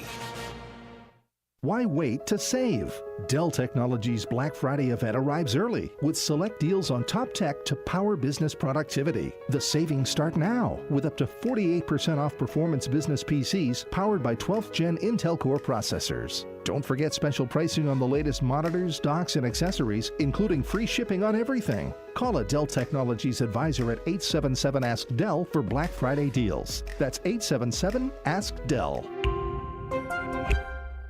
It's week one of the high school football playoffs in the Buncombe County Game of the Week, and we've got AC Reynolds hosting A.L. Brown. The Wonders will be coming up from Kannapolis to take on a Rocket team that finished the conference season undefeated and ready for the postseason. Sports Tank Friday gets us started at 6:30. Bojangles Countdown to Kickoff shows at 7. On AM 1400, Tuscola is at home hosting Forest View. The Mountaineers look to bounce back after the loss to West Henderson. Cowboy John Roten and the gang get you started at 7. The best high school football coverage is on News Radio 570, WWNC, and ESPN Asheville. Are you ready to tackle your banking needs? Home Trust Bank's team of expert advisors and lenders want to be your teammate. We want to hear your story, learn your aspirations, and assist you with financial needs, and provide options that are tailored to you. With a wide range of personal, mortgage, and commercial services, you will discover all your banking needs under one roof with a local and personalized touch at Home Trust Bank. Score big with Home Trust Bank. Ready for what's next. Member FDIC, Equal Housing Lender. Ahoy, matey! At Ingles, our extensive seafood department offers a huge variety, from your local catch to flavors from around the world. Wild sashimi tuna, Charleston crab cakes, mountains of shrimp, bourbon salmon, wild mahi-mahi with mango salsa. It's enough to make any salty sea captain ready to set a course for the bounteous treasure of the Ingles Seafood Department. It's all in the bag. Ingles. Low prices, love the savings.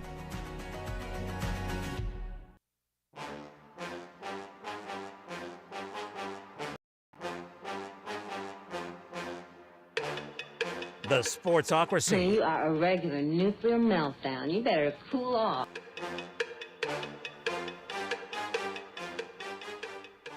Finally, it looks like it's gonna happen. Gonzaga is gonna join a real conference in college basketball. And I, for one, I don't care who it is. I don't care what major conference they join. It has to happen. I have been screaming about this for years, it feels like.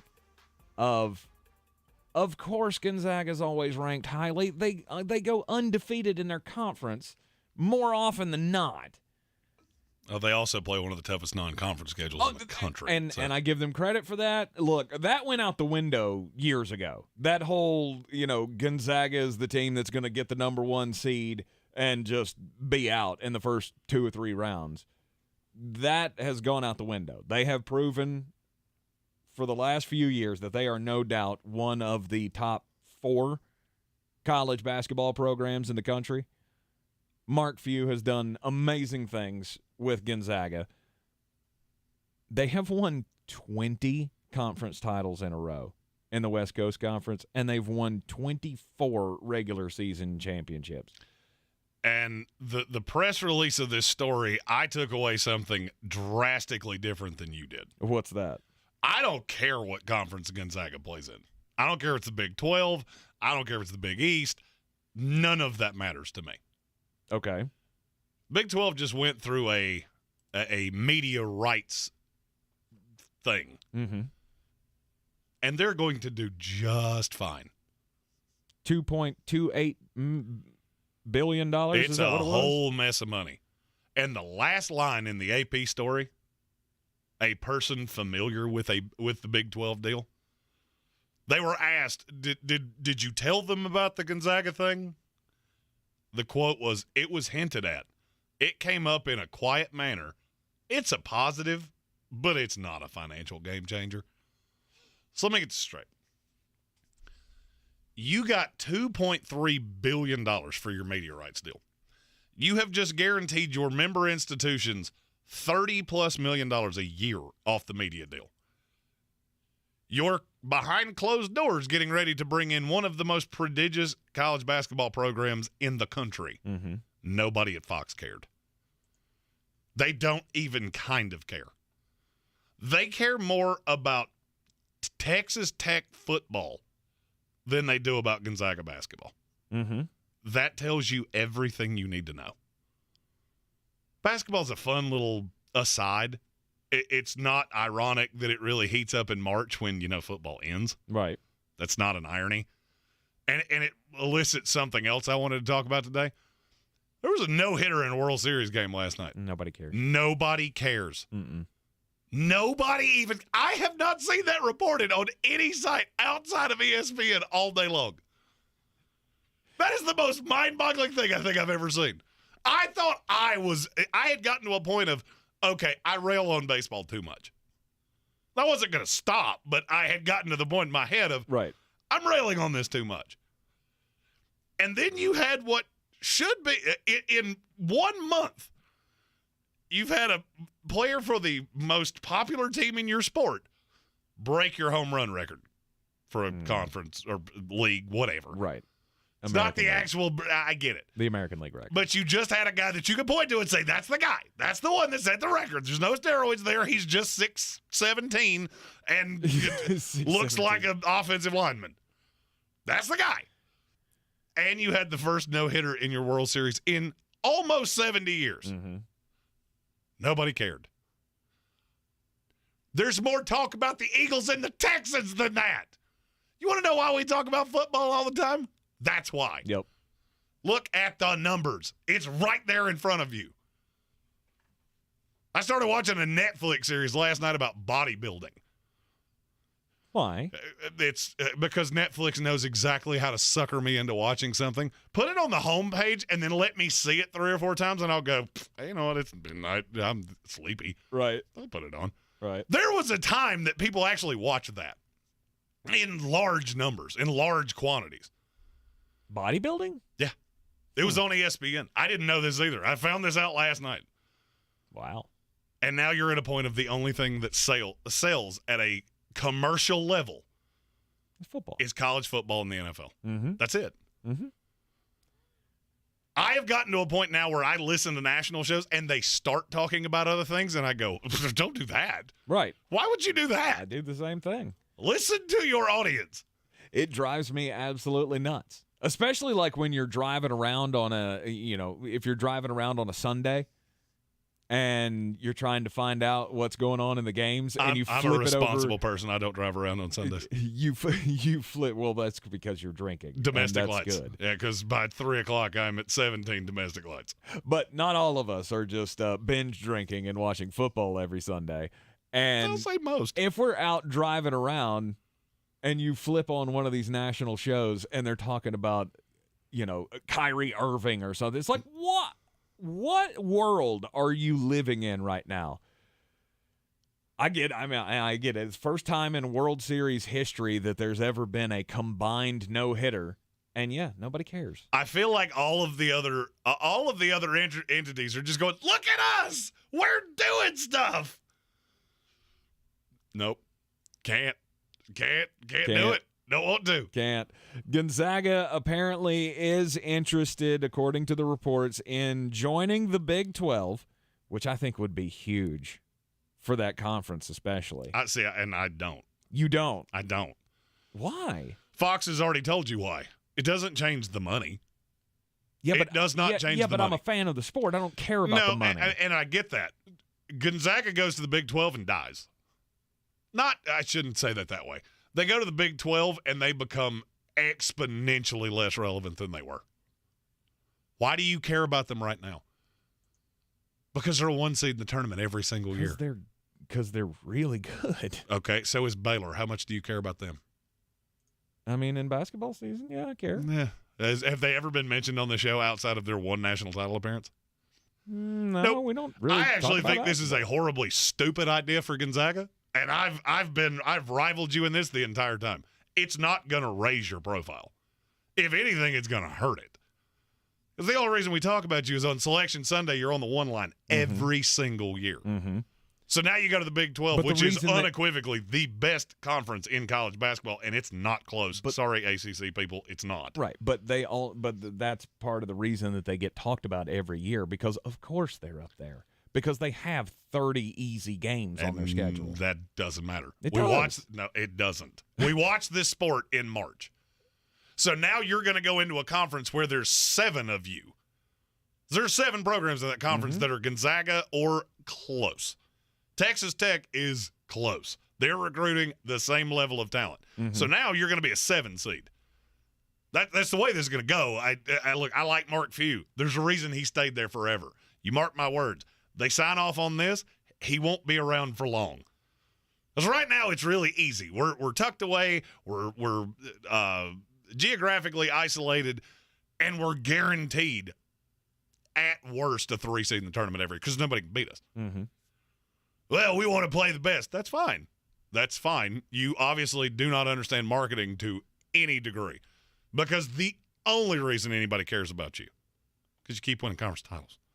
You become relevant when we care about the sport. Mm-hmm. Do you think this is going to greatly change their financial take?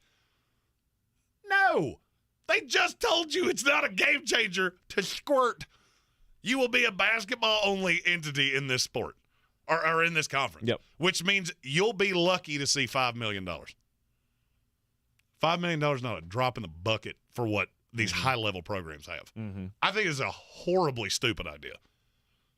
It's good for the purist of, I like watching more basketball. That's great. This program will be exponentially less relevant 10 years from now than they are right now. And if they are, then that just goes to that just proves the point that I've been screaming about them the entire time. Put them in a real conference and we'll see how good they are. But that doesn't prove the point. Of course it does. If they go to the Big 12 and they become irrelevant, like you say. Okay, so if Texas and Oklahoma go to the SEC, does that mean those programs are less relevant? No, it means you're playing actual competition. This is one of those things I've always hammered on baseball for. You have exponentially more inventory than you have anything, and there's nothing competing with you. That's when you really know you're a dumpster fire. When you can't draw, when you're competing against nothing, then you're irrelevant. I don't care how good you are. I could care less how good you are. LSU's a fantastic football program. Mm-hmm. Outside of the Joe Burrow, Jamar Chase year, they've been largely irrelevant for the last 10. Does that mean they're irrelevant in college football? No. It means you play the highest of the high. Gonzaga is creating a problem for itself that it doesn't have. They don't care about you. Oh, I get it. You're here anyway. You're going to watch it because it's on. Now you're creating the problem of you're going to diminish your national profile by not being in that cushy spot. Do you really think 18-year-old kids look at Spokane, Washington and go, yes, I cannot wait to go there for college? No, I'm guaranteed to be a 1 seed. I'm almost guaranteed to play in 3 Sweet 16s bare minimum if I'm here 4 years. Malachi Smith that just left, or not Malachi Smith,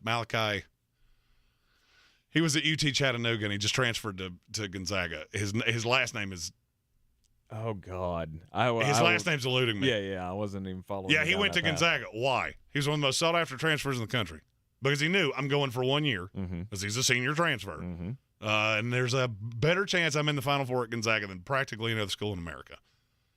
You think people keep doing that if you're in the Big 12? You're gonna lose 5 games a year just solely because of how good the conference is. It's one of those things that makes zero sense to me. You are in the Sportsocracy here on ESPN Asheville. Sports Center's up next. This is your time saver traffic on the new ESPN Asheville.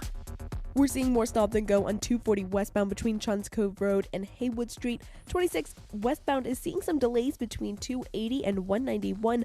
Road construction is causing delays on I-40 westbound between US 19 and Fines Creek Road. Slow traffic on 240 westbound between US 19 and US 23. And an accident on Overlook Road at Hendersonville Road. I'm Elena Vegso with your time saver traffic. This report is sponsored by eBay Motors. You might not have the biggest garage on the block, but with eBay Motors, there's 122 million parts right at your fingertips. Whatever you need, there's something that fits your vehicle. Air filters, tires, seat covers, and more. Get the right parts at the right prices. ebaymotors.com. Let's ride. With Black Friday savings at the Home Depot, you'll find top brand kitchen appliances with innovative features that can do more, so your holidays can be more. Ovens with built-in air fryers for baking the perfect cookies. Dishwashers with smart tech to clean everything from bakeware to festive mugs. And high-capacity refrigerators to keep leftovers fresh. Shop Black Friday savings and get up to 30% off, plus instantly save up to $750 on select GE kitchen packages at the Home Depot. How doers get more done. Offer valid November 2nd through November 30th. U.S. only. See store or online for details. Over 50,000 police officers are assaulted each year. Help police by not escalating. Address any complaints after the encounter. Comply now, complain later. Keep everybody safe. This message brought to you by the National Police Association. Learn more at nationalpolice.org. Are you sick and tired of living with that constant pain in your knees and back? You know joint pain doesn't just keep you from doing what you love. It affects your job, your relationships, even simple things like getting dressed. It's time to call QC Kinetics. QC Kinetics uses advanced regenerative medicine to restore and repair damaged joint tissue, giving you your life back. Hips, shoulders, elbows, they can all be treated with natural biologics from your own body. Powerful healing agents, highly concentrated. If you're tired of steroid shots that don't work, or if you're trying to avoid surgery, call QC Kinetics now to schedule your free consultation. Learn about these exciting new cutting-edge treatments for pain caused by arthritis or injury. No drugs, no pain meds, no downtime. This is an all-natural treatment that can get you lasting relief. People here are raving about the results. Call now. Appointments are available for this coming week. QC Kinetics. Call 828-333-9517. That's 828-333-9517 with locations in Asheville and in Greenville. Again, that's 828-333-9517. If cleanliness is next to godliness, look around the car right now. Is that very godly?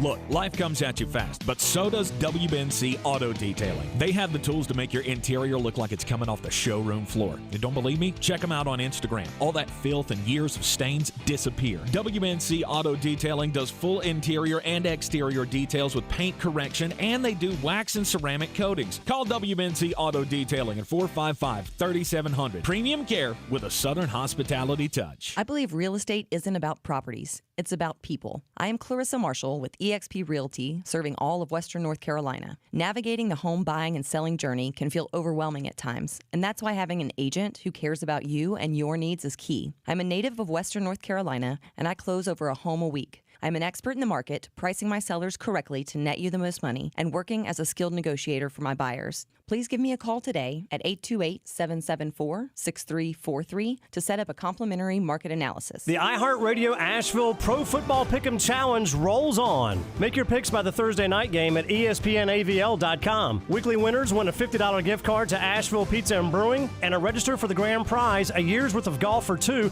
at Chestnut Mountain Golf Course. This is your Exergen Temporal Scanner weather forecast on ESPN Asheville. Some 70s this weekend in Asheville. Looks like we're heading in the direction of low to mid 70s for Sunday and Monday, and daily records in jeopardy early next week. Already we're close to 70 degrees here to close down the work week. 43 our low tonight. Mostly sunny Friday, a high of 69. And then showers Saturday and Sunday, low 70s in the forecast, mid 70s by Monday next week. I'm meteorologist Scott Larimore. That's the latest Weather Channel forecast. This report is sponsored by Taco Bell. The rumors are true. Nacho fries are back at Taco Bell for a limited time. So if you've been craving those golden fries with their Mexican spices and that warm nacho cheese sauce you dip them in, go to Taco Bell and order some today. Contact store for participation, which varies. Staples is a one-stop destination for shipping supplies like boxes, mailers, and packing filler to services like UPS Shipping. And right now, get 25% off UPS Express shipping services at Staples. Offer valid in U.S. Staples stores through 12/31. Staples, the best-kept secret in shipping. The Sportsocracy. These guys are a f***ing disgrace. From the Ingles Studios, this is ESPN Asheville, WPEK, W225CJ Fairview, WMXF Waynesville, and iHeart Radio Station. This is SportsCenter. I'm Doug Brown. Justin Verlander and Noah Syndergaard started the same game back in April, the first start of the season for both, with both coming off Tommy John surgery. Tonight, they meet again in Game 5 of the World Series, and both will be free agents after the series. Verlander and the Astros, Syndergaard and the Phillies. Coverage at 7 Eastern on ESPN Radio. The series tied at 2. In the NFL, it's Week 9, and tonight it's also Houston and Philadelphia. The 1-5-1 Texans hosting the 7-0 Eagles. Can Philly go unbeaten?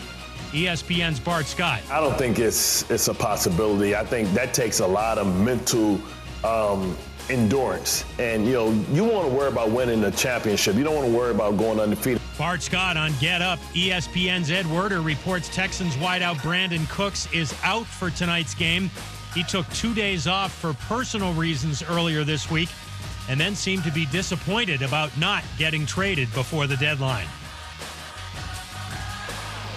Temperatures getting low, but demand remains high? You need Indeed. Their all-in-one platform helps you attract, interview, and hire candidates, all from one place. And Indeed's interview tool lets you schedule and conduct virtual interviews right from their website. Visit Indeed.com/credit. Now, your chance to win $1,000. Just enter this nationwide keyword on our website, bank. That's bank. Enter it now. Log on now to ESPNAVL.com. And good luck from ESPN Asheville. He's a degenerate gambler. You are a smelly pirate hooker. And he's cheaper than oxygen. He's useless. But somehow, they make it work. Jeremy Greene, Tank Spencer. There's no holding back in the Sportsocracy. Presented by Ingles Supermarkets and Fred Anderson Nissan of Asheville. It is the Sportsocracy live from the Ingles Studio here on ESPN Asheville, 92.9 FM, 880 AM, and 1400. The final hour of the day and the last hour before another Football Friday. All your bangers tomorrow. We will have Beat the Chief with Asheville Police Chief David Zach.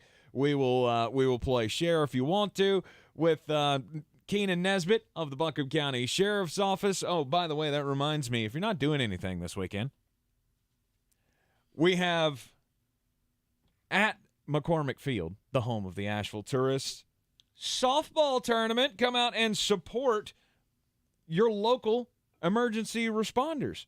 Buncombe County Sheriff's Office, Asheville Police Department, Asheville Fire Department, Weaverville Police Department, and the Henderson County Sheriff's Office. It all starts at 10 a.m. at McCormick Field and going to wrap up somewhere around 8 o'clock. And you can come and they're taking donations for the Buncombe County Sheriff's Office holiday drive, taking cash donations.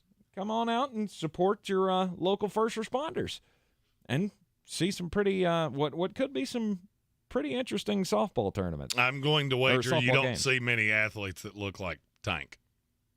Or me, for that matter.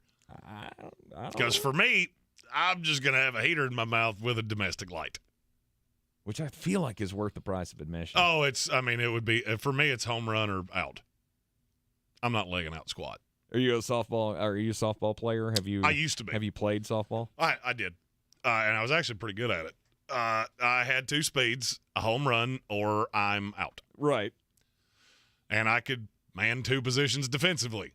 Catcher, first base. Right. End of message. Repeat the line.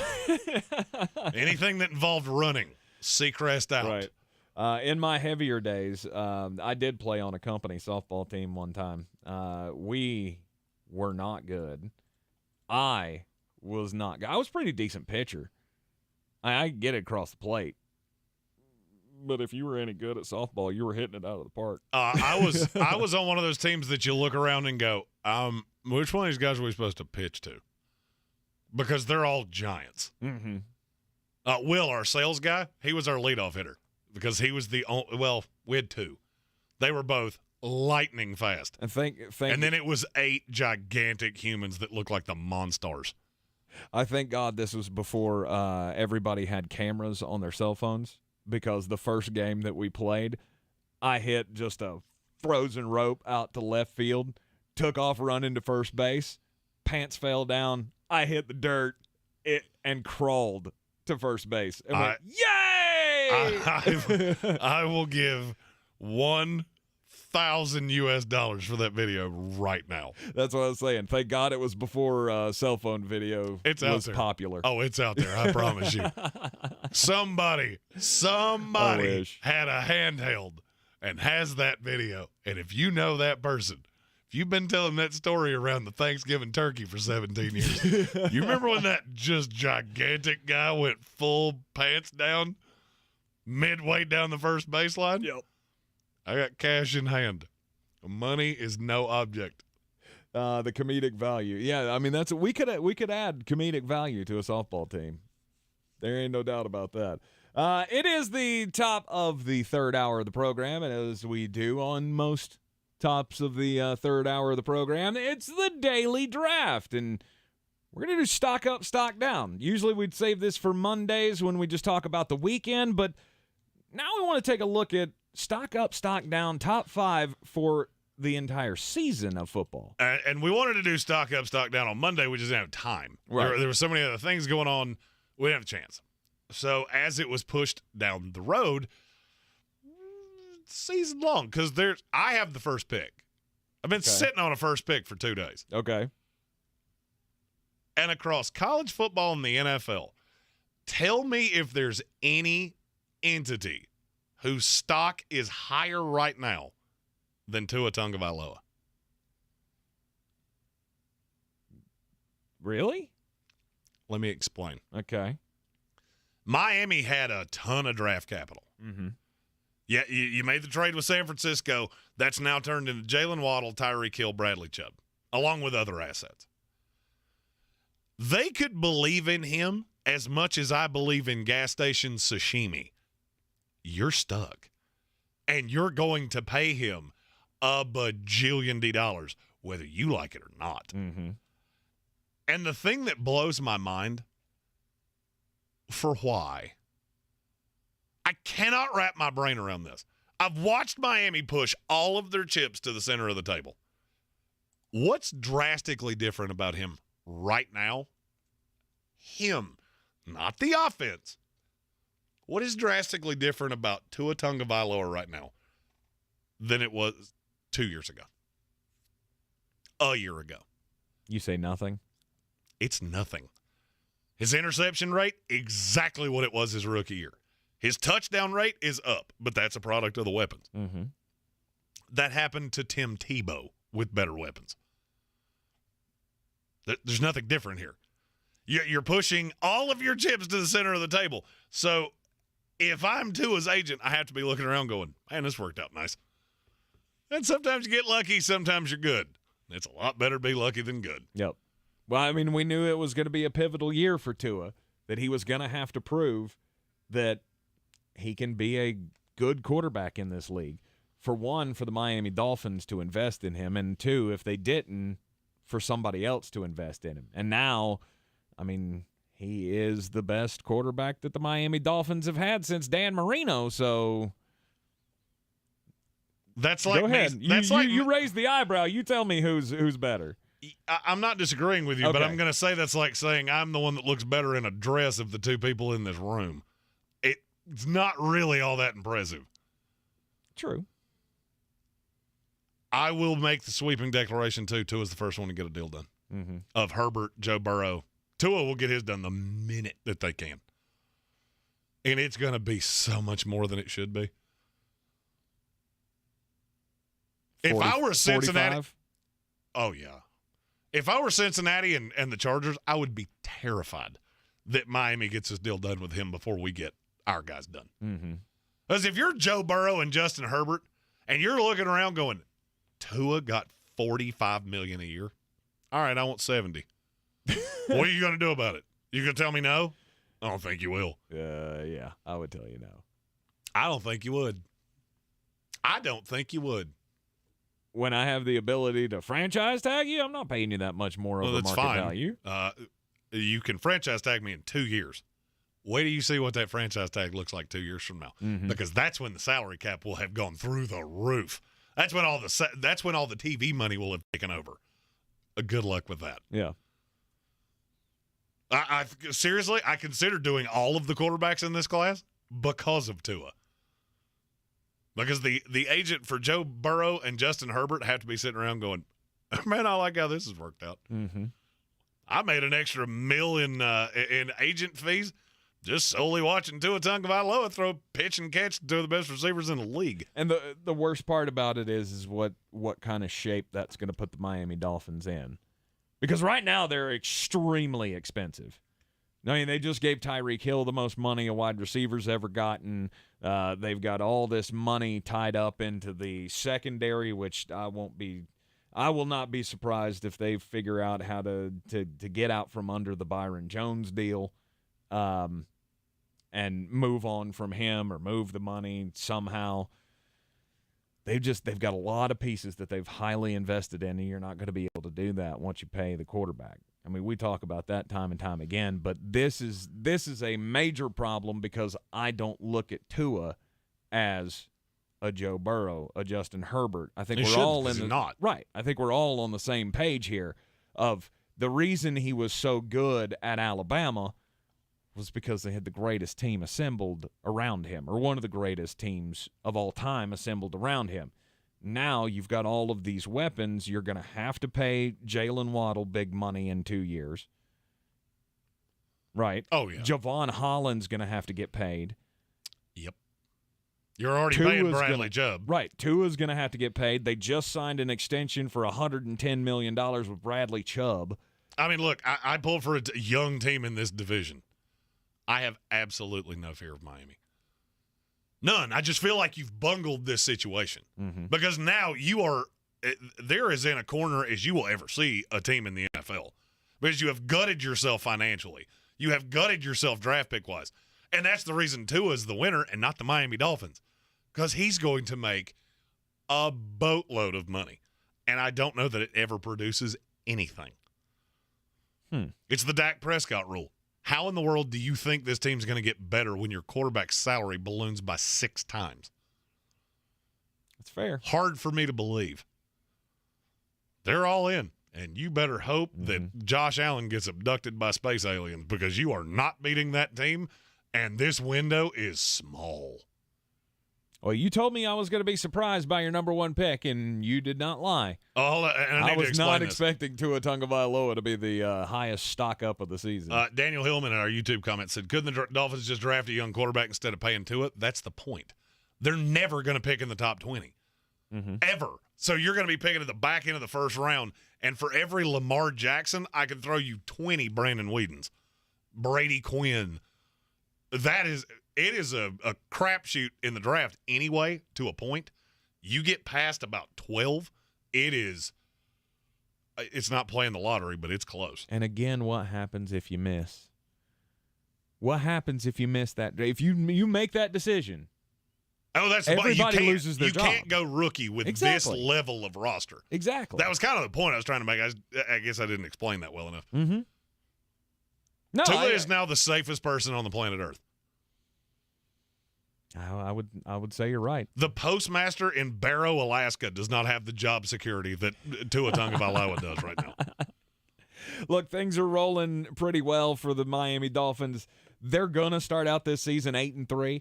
I don't see any way that they lose any of the next 3 games, and that's why you went out and got Bradley Chubb. You needed to improve the defense to try to compete in this division.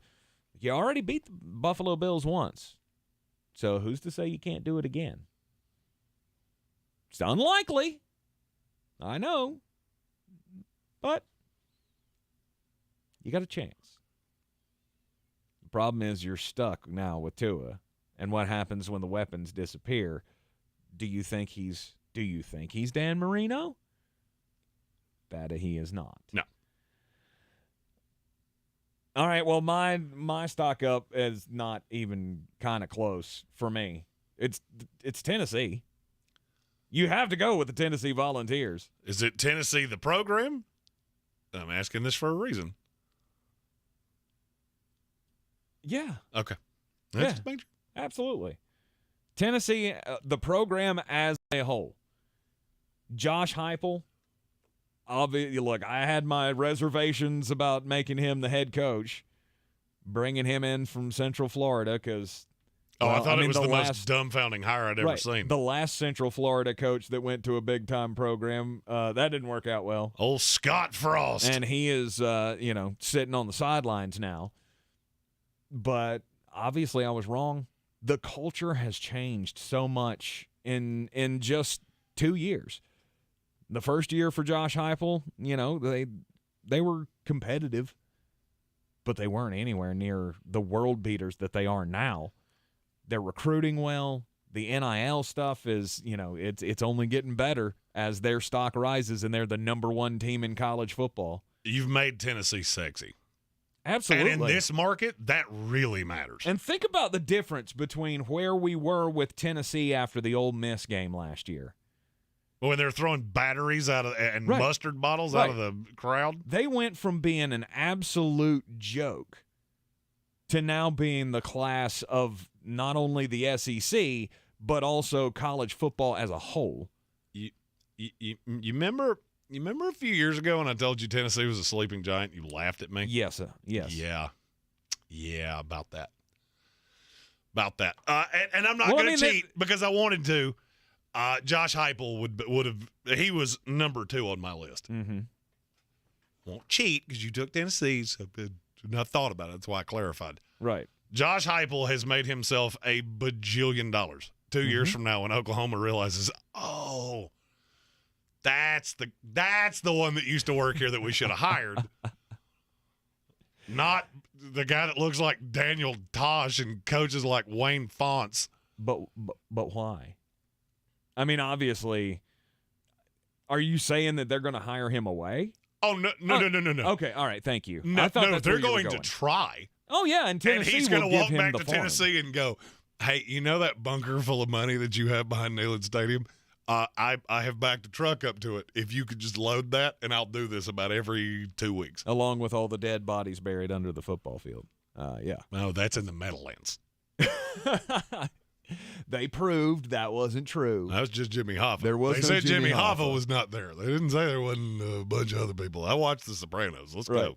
But for a program that had not been relevant since Phil Fulmer, obviously Tennessee has to be the ones.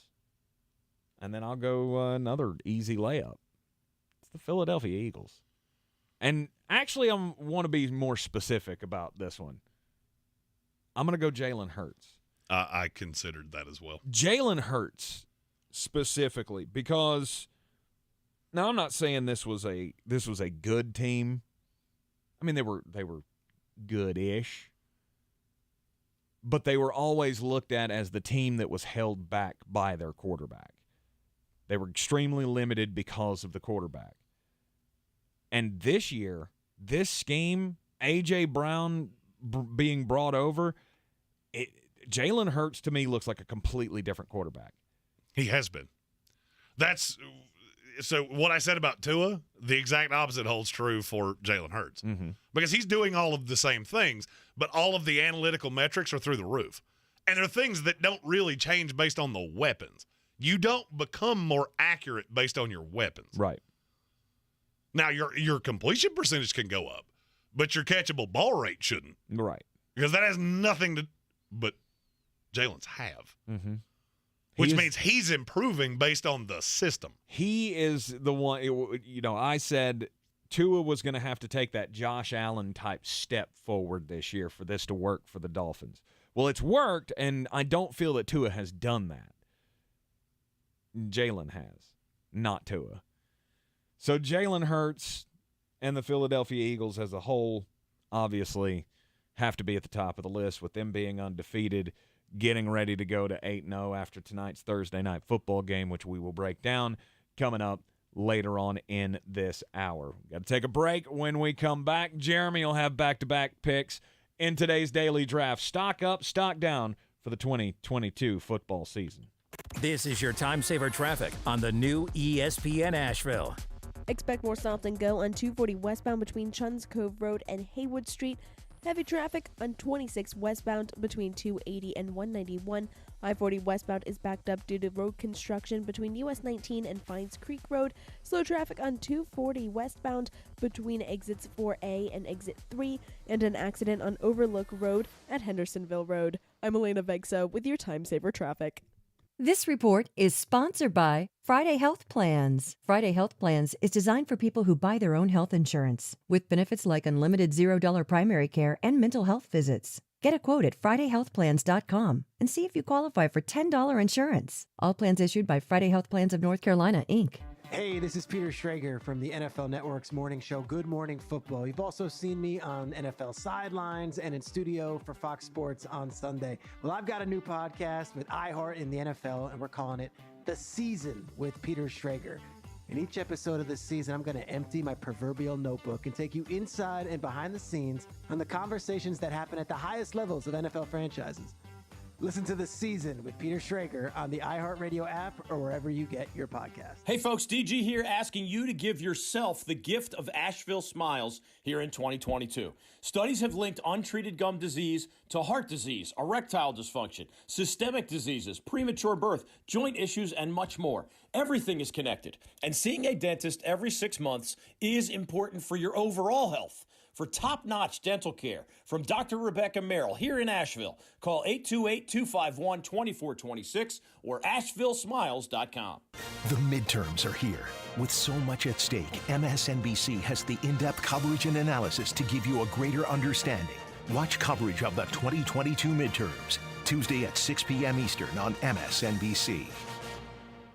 Rogue Combat Club, Asheville's home for comprehensive martial arts training, has a goal for our community, one that's stronger, more fit, and unwavers in its support of one another. Rogue Combat Club's instructors have competed at the highest levels and offer classes for everyone from young children to adults in Brazilian Jiu-Jitsu, Muay Thai, and wrestling. Rogue Combat Club classes can help you boost your self-confidence and self-defense skills while weeding out the egos and intimidation found at other gyms. Join today at RogueCombatClub.com. Ahoy, matey! At Ingles, our extensive seafood department offers a huge variety, from your local catch to flavors from around the world. Wild sashimi tuna, Charleston crab cakes, mountains of shrimp, bourbon salmon, wild mahi-mahi with mango salsa. It's enough to make any salty sea captain ready to set a course for the bounteous treasure of the Ingles Seafood Department. It's all in the bag. Ingles. Low prices, love the savings. Are you ready to tackle your banking needs? Home Trust Bank's team of expert advisors and lenders want to be your teammate. We want to hear your story, learn your aspirations, and assist you with financial needs, and provide options that are tailored to you. With a wide range of personal, mortgage, and commercial services, you will discover all your banking needs under one roof with a local and personalized touch at Home Trust Bank. Score big with Home Trust Bank. Ready for what's next. Member FDIC, Equal Housing Lender.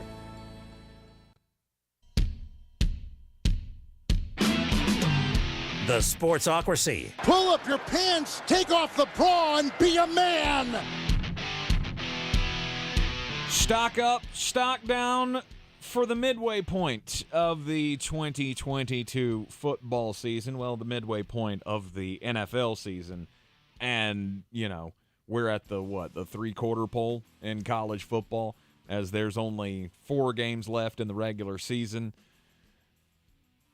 Who you got, Jeremy, for your second pick? You went with Tua Tagovailoa as your number 1 overall pick. Obviously, he's going to be due for a huge contract coming up. I went the Tennessee Volunteers football program and Jalen Hurts. My second pick, very simple. It's one of the most elegant songs ever written. New York, New York. I'm taking both New York NFL football teams. The New York football teams. Whether it's your GM, your head coach, in one instance your quarterback, both of them. Because you have completely transformed these franchises in a year. Mm-hmm. The Brian Daboll side of this is more impressive. But the Jets side of this, it was going to get loud there in a hurry. And so long as you don't just absolutely drown in the second half of this season, you will be infinitely safe. And these both look like rosters that are going to be good for a long time. I mean, they need refining. The Giants need weapons. The Jets need linebackers, maybe a quarterback. But the bones of these two rosters are incredibly good. The Giants don't get the love because everybody puts it on Saquon Barkley and Brian Daboll. Mm-hmm. There are a lot of guys on that team playing really, really well. Really, really well. I was afraid you were going to take one of those. That's why I kind of smiled. I knew I was going to lose Tennessee. I would have got to him eventually. I knew I was going to lose Tennessee. I was afraid you were going to snake me off of my Sinatra reference. Well, I'm glad. I'm glad that you got the opportunity to do that because I know it made you feel good. It did. And I didn't sing it, which I'm almost surprised by. My second pick is going to sound a little strange because you would think this guy's stock was pretty high anyway. Mm-hmm. It's Pete Carroll. Such a fracture. It's Pete Carroll. I feel like between the decision to not run the damn ball in the Super Bowl mixed with the last year's Russell Wilson, I felt like he was starting to lose the cachet of being as good as he has actually been. Mm-hmm. And I'll be honest with you, I'll be the first to admit it. I undervalued it. I thought this was the worst team in the NFL. I thought going in with Geno Smith, this is going to be an absolute train wreck. And it hasn't been. Mm-hmm. And the only justifiable reason I have is Pete Carroll. That's the only known quantity that I have. I know he's a good coach. That was going to be one of my next 2 picks. Not happy that you did that. There's no doubt. There's no doubt the Seattle Seahawks would not be here without Pete Carroll. And Pete's 70 years, was he 69, 70 years old somewhere in there? I think he's 70. Well, he's 70 and he looks like he's about 50. He doesn't look as angry. You keep saying that, but I don't agree with you. With Pete Carroll? Pete Carroll looks younger than me. No, he does not. If the beard's grown out, Pete Carroll and I look like we could be slightly age discrepant brothers. With his silvery white hair and his look at his wrinkled face. Look at him and then look at Bill. Tell me those two guys look the same age. And they are, by the way. He's 71, actually. Oh, so he's actually a year older than Bill. Mm-hmm. I'm not saying he doesn't look good for his age. I'm just saying he doesn't look younger than you, especially not without the beard. Although Jay Wright looks younger than me. Now that Jay Wright does look younger than me, and he's almost 60. Just with a little touch of the Doctor Strange. He's got that, that streaky hair. I do think it's funny that all 5 of our first picks were all stock up. They are, but not so fast, my friends, because I'm going stock down with my next pick. It's Jimbo Fisher. That was going to be one of mine, but I didn't think you were going to do it. I mean, I don't think you can look at this season and just especially how it has appeared to come off the rails. It all started with the Appalachian State game. And it's not throwing shade at Appalachian State. We all know what a great program that is. What a great culture it is. But you don't have the talent. You don't have the blue chippers that Texas A&M has. And I know they're young, but to me that's just an excuse at this point. You're to this point in the season, and you just lost to South Carolina, for God's sakes. That's bad. And Jimbo Fisher, I always just chalked up your criticisms of Jimbo Fisher to being, the lover scorned kind of a thing. I hated him long before he ever left. He left Florida State after winning the national championship, goes to Texas A&M, goes and gets the big money. Now they've paid all this money, allegedly. We know it's true, but allegedly they paid all this money for the number one recruiting class in the country, and it hasn't translated to wins. You're 3-5 on the year. You're 6th in the SEC West, which is god-awful compared to where you were supposed to be, and you just don't look like the world beater program. And now you've got people actually considering, what do we have to pay to get him gone? $90 million. Right. And can we do that? Can we have a GoFundMe that's that successful? Look, I've never deleted a tweet in my life. I hid one time because I got tired of the notifications. That was not a fun day. Mm-hmm. I want to trend. No, you don't. I want to go viral. No, you don't. I hated Jimbo Fisher long before he left. Mm-hmm. The national title year, I just crushed him on a daily basis because he's death by 1,000 paper cuts. What I always said about Todd Bowles. He is not, that lack of institutional control, the sheer fact he's never been hit with one of those blows my mind. Mm-hmm. It was something new every single week. And I saw this coming from a mile away. My tweet the day Texas A&M swiped him from Florida State. Thank God he's your problem now. Right. And every bit of that has manifested itself. Yep. Jimbo Fisher has to be stock down head coach of the year. He has the Nick Saban ego, and he has the Nick Saban pedigree because he came from there without any of the actual talent.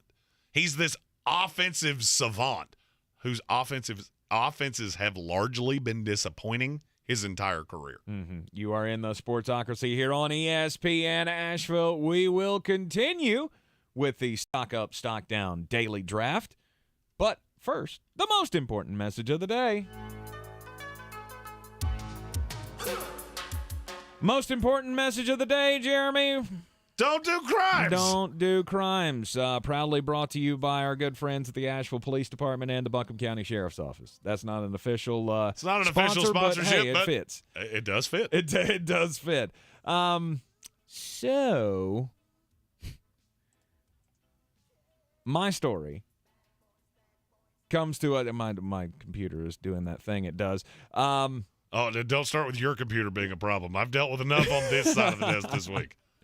2 men have pleaded guilty in federal court in St. Louis to conspiracy to distribute and possession with intent to distribute after they tried to buy 100 pounds of methamphetamine. The deal was set up to take place in a parking garage. The big problem with the transaction? You could probably guess. The person that was selling, he's an actual drug dealer, so this wasn't an undercover thing. But the problem was he was actually working with the law enforcement agencies to basically set up these guys. And when they went to do the transaction, showed up with the money, and then the cops came. Broke up the transaction, arresting these guys, and they started to read, I guess, the Miranda rights, and said, you have your right to an attorney. One cannot be afforded to you by the court, or if you can't afford one will be provided to you by the court. And one of the guys goes, Well, I can afford a great attorney. Because I sell drugs. And the cop went, "Excuse me? What did you just say?" And the guy's response was, "Dogs." I said dogs. I sell dogs. Problem was, the guy was wearing, obviously, a mic. And when the mic picked that up, "Hey, this is an easy case. You better plead guilty or else you are, going to lose this battle in court." Yeah, they had him on mic saying, "'Cause I sell drugs." Hot. I love dumb criminals. Bad call. Mine is actually not a dumb criminal. Mine is a very cagey criminal. This story comes to us from Palo Alto, California. It's about a 20-year-old man named William Curry. He has been seen around the Stanford University campus for over a year. Many people in the Crothers Hall, where he resided, just thought he was a student because he lived in Crothers Hall, which is a dormitory at Stanford.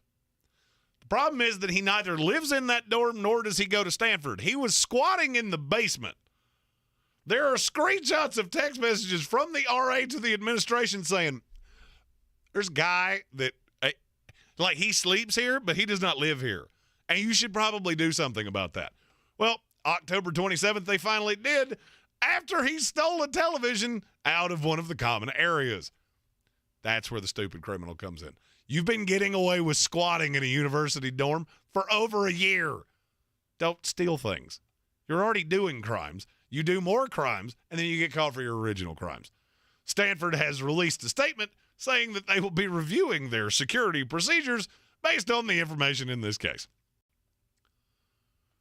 Mr. Curry was reached for comment and said, "I think the student newspaper got it." I kid you not, that was his actual quote. Nice.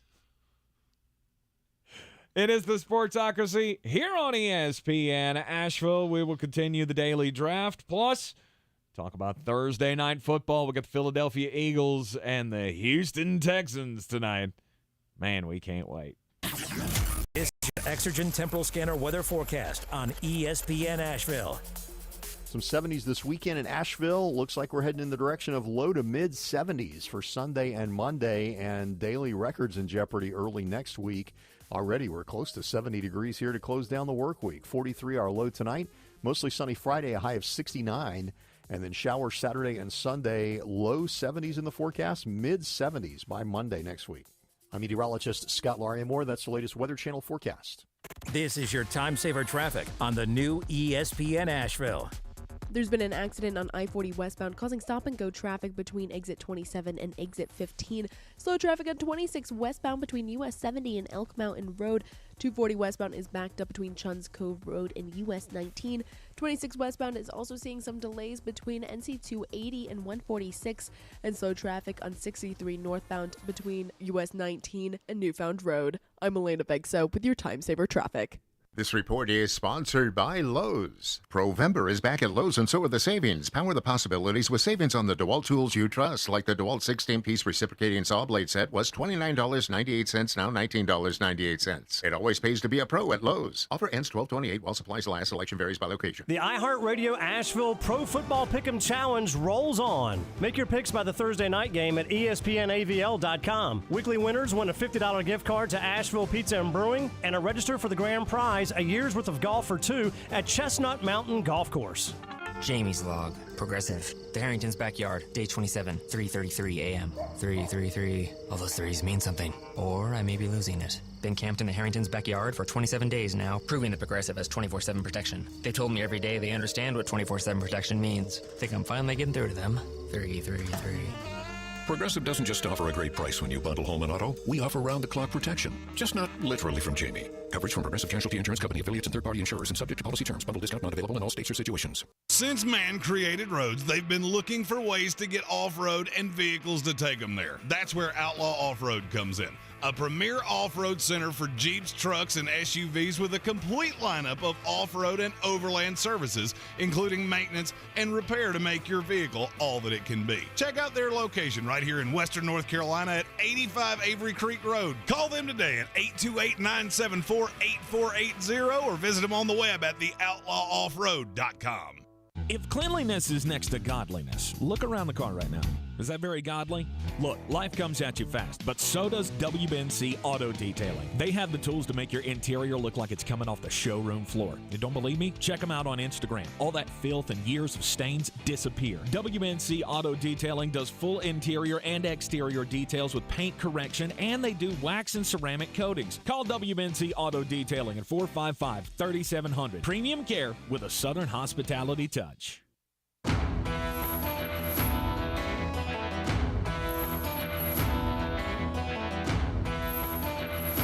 Welcome back into the Sportsocracy in the Ingles Studio on ESPN Asheville and, of course, on YouTube. Just go to thesportsocracy.com, click that live video link, subscribe to the channel so you can join us in the chat and, throw out your takes on everything that gets talked about here on the program. We're in the middle of the daily draft, coming down to the home stretch of the daily draft today. Stock up, stock down for the 2022 football season. I'm going to go this one is kind of mixed because it's a stock up and a stock down. Stock up for the fans, stock down for the owner. It's Daniel Snyder. The owner of the Washington Commanders obviously has not had, a good year. That's putting it nicely. I just going out on a limb here, but the guy who has been standing back screaming, "I'm not gonna sell. You can't make me sell." Blah blah blah blah blah blah blah. Bet we can. Bet we can. Bet we can. The news came out yesterday, or the reports came out yesterday that that the Snyders have talked with Bank of America about helping to facilitate some kind of a transaction involving the franchise. And then yesterday evening, right before we got off the program, it came out also that federal prosecutors have now picked up an investigation into financial improprieties by the Washington Commanders team. And that probably is why the Bank of America thing happened. Was because now, once the feds get involved, this becomes even worse. Well, and I thought of something. I heard this mentioned on another program today. We were talking yesterday about him selling the team, and it was pointed out in the chat that he may just sell shares. I hadn't thought of this until I heard somebody else say it. What idiot that has that level of money would invest it in a team that's majority owned by Daniel Snyder? Logan Paul. That's actually the right answer. That's actually the right answer. I was just trying to think of the dumbest mega millionaire that I could. Mega millionaire. They got their money because they won the lottery. They got their money because they're big on Instagram. Ugh. Yeah. No, with the feds getting involved now, I don't think there's any doubt left that they will be selling this team. And that is a major plus for Washington Commanders fans. And it just gets worse for Daniel Snyder. Because, we were talking yesterday, get out now while you still have what? Reputation to do business. I don't know anybody that would do business with Daniel Snyder as it is, much less have him hang on to this team, possibly get voted out of the ownership group by the other owners, have your team taken away from you. It's not good. There could be major criminal penalties coming for him too. If there is truth to some of the accusations that have been made. Hiding money from the NFL. Daniel Snyder's starting to feel like a mob boss. We know you're doing things. We just can't convict you on it, and eventually we're going to get you for something stupid, like tax stamps on cigarettes or something ridiculous like that. Mm-hmm. And I wondered how much of that plays in as well, because the stories about them having two different books, one of them they called like the juice book, which was the actual numbers, and then they sent the other book to the NFL to show the fake numbers of what they need to share with it's just not good for Daniel Snyder. So I have two picks here back to back, and I'm going to make it real easy because I'm picking two entities that have the exact opposite problem. Okay. My first one is the Pac-12, and my second one is the Big Ten West. How many teams in the Pac-12 do you think are currently in the top 30 of the Vegas poll? 2. It's 6. You do this for a living, and I saw the look of surprise on your face. Really? They have 5 teams in the initial poll, in the initial CFP poll, and their ratings are dirt. This is a bad time to have this problem. If your conference was god-awful, you could sell to a Fox, to an ESPN, to whoever's going to pick up your media deal. You could sell, well, the conference is down, and that's why the ratings are so bad. When you have 6 teams that are 6-2 or better, that becomes kind of difficult to sell. I have been told there is a possibility that the Pac-12 media deal may end up with FS1. Not Fox, not the parent company. The secondary network. As all of their games are on FS1, which, by the way, is available on 27% of cable packages. I didn't have any idea it was that low. It would be a disaster. Wow. It would be a disaster. And I have been told that the Big 12 deal is a huge problem for them because they got more money from Fox and the syndicate with their deal, which means there's less on the table. It is possible the Pac-12 won't break $1 billion with their next media right deal. And if that's the case, the conference will dissolve. Wow. So Gavin Newsom and all these people, well, UCLA and USC, nobody's happy about that. They got out because they were the one redeemable asset you had. And they took the first ticket out of here. Didn't say it was good. Didn't say anybody had to be happy about it. We know what's coming. Yep. The Big Ten West, on the other hand, you have the exact opposite problem. None of your teams are any good, and it is really just horrifically ugly to watch. In Illinois, it's a fun little story. Do you know how many points they've allowed all year? Illinois? Mm-hmm. They played 8 games. They've allowed 71 points total. Wow. Other than that, it's Purdue, Minnesota, Iowa, Wisconsin, Nebraska, and Northwestern. Woof. Woof. If they played that, they could play conference games in the parking lot at Radio Ranch. I would go out the front door to avoid it. Meanwhile, Michigan, Ohio State, and Penn State are going, can we get over there? Right. Like, it's not really fun over here. Well, they're ditching the conferences or the divisions, so that's a good thing. Yeah, but it right? will still be relevant for scheduling purposes. True. And I will wager that I know Michigan and Ohio State are going to play each other every year. And I'm going to bet Penn State winds up on both of their schedules every year. Can we get some of that West love, like a Northwestern, Nebraska, maybe? Right. Maybe we can stop playing each other. This is not a whole lot of fun. All right, so those are your last 2 picks. You're taking are. the Pac-12 and the Big Ten West stock down. I feel like the Pac-12 should be having a resurgent year. And look, I watch a lot of it because, I may have a shekel or two on games that are on the West Coast because I know I'll be able to see them because they're late and they don't contend with anything. The football's really good. Like, it's shocking how good some of these teams are, and nobody cares.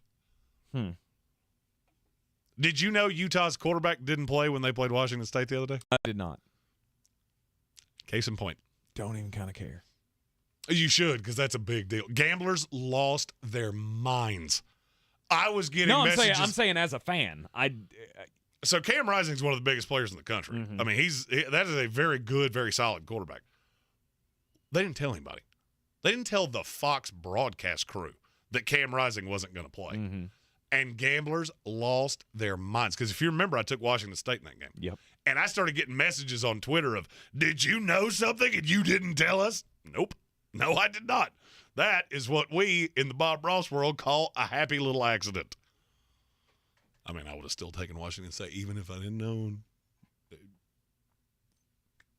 Even if he had played, wouldn't have mattered. All right, final pick here in the Stock Up, Stock Down Daily Draft for the 2022 football season. Jeremy, there's one hashtag that you always put on me when it comes to football. Hashtag birds aren't real. No. Hashtag no homer. Hashtag no homer. There is no one, you will not convince me otherwise, no one in the world of football who has had their stock rise more this year than Drake May, the quarterback of the North Carolina Tar Heels. This kid's amazing, and he's putting up crazy stats. All of his stats are right there on par with the quarterbacks, the highly regarded quarterbacks of the country. Caleb Williams, Hendon Hooker. This past week, PFF grading Drake May better than Hendon Hooker, 91.6 to 90.2. He leads in so many categories, or is at the top in so many categories of statistics across college football. This past week, 26 big-time throws. That's huge. Drake May, he's put himself on the Heisman watch list just in his first year with the program. He will be more than likely a number one pick in the NFL draft. I know I said this about Sam Howell 3 years ago. There's the Tank Spencer kiss of death. Drake May, congratulations. Welcome to the New York Giants in the 5th round. I'm just saying, he will, true or false, he will be at the top of the list next year in the preseason lists for the Heisman Trophy. He will. I'm always reticent to hear the sweeping declaration of he's going to be a number one pick. Should be. When you're 2 full years away. He's a redshirt freshman.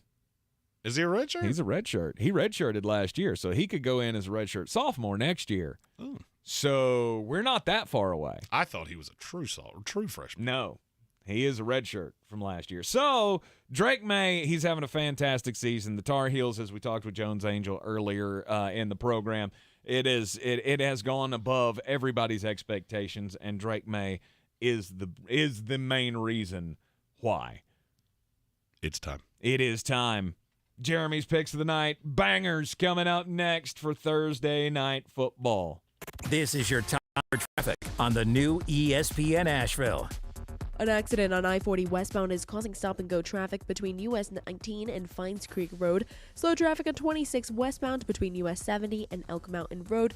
26 westbound is also seeing some delays between 280 and 146. Expect delays on 240 westbound between Chuns Cove Road and US 19. Slow traffic on NC 63 northbound between US 19 and Newfoundland Road. And an accident on Overlook Road at Henderson Road. I'm Elena Begso with your Time Saver Traffic. This report is sponsored by Pfizer and BioNTech. This fall, there are updated COVID-19 booster shots designed to help protect against recent Omicron variants. If it's been at least 2 months since your primary series or booster, schedule your updated COVID-19 booster dose at vaccines.gov. This is Peanut Tillman, and I'm Roman Harper. My boy Peanut and I are here because we've teamed up to bring you the brand new NFL Players Second Acts podcast. Each week, we'll chop it up with the NFL's biggest legends about how they're thriving in their post-NFL second acts. Catch the NFL Players Second Acts podcast with me, Peanut Tillman. And me, Roman Harper, on the iHeartRadio app or wherever you get your podcasts. Don't you wish your life came with a warning app? That dog does not want to be petted. Well, life doesn't always give you time to change the outcome, but prediabetes does. Take the 1-minute test today at doihaveprediabetes.org. Brought to you by the Ad Council and its Prediabetes Awareness Partners. DJ Moore caught the ball! Touchdown, Carolina! This Sunday, the Panthers visit the defending AFC champion Cincinnati Bengals. Carolina will try to get in the win column and join us. Pre-game coverage on the Carolina Panthers radio network begins at noon. Kickoff follows from Cincinnati at 1 p.m. Panther football, live all season long on News Radio 570 WWNC. Everyone's heard about the housing market and this being the best time to sell a house in years. But the same thing applies to cars. Whether you're looking to buy a car, trade in, or sell that car in the driveway collecting dust, Fred Anderson Nissan of Asheville wants to buy your car. They have 2 on-site managers that work with Kelley Blue Book to give you top dollar for your vehicle. You can even have your car appraised instantly at AndersonNissan.com. Stop in and visit them today at 629 Brevard Road in Asheville or call them at 828-365-1663. Real estate isn't about properties, it's about people. I'm Clarissa Marshall with eXp Realty, your native realtor serving all of Western North Carolina.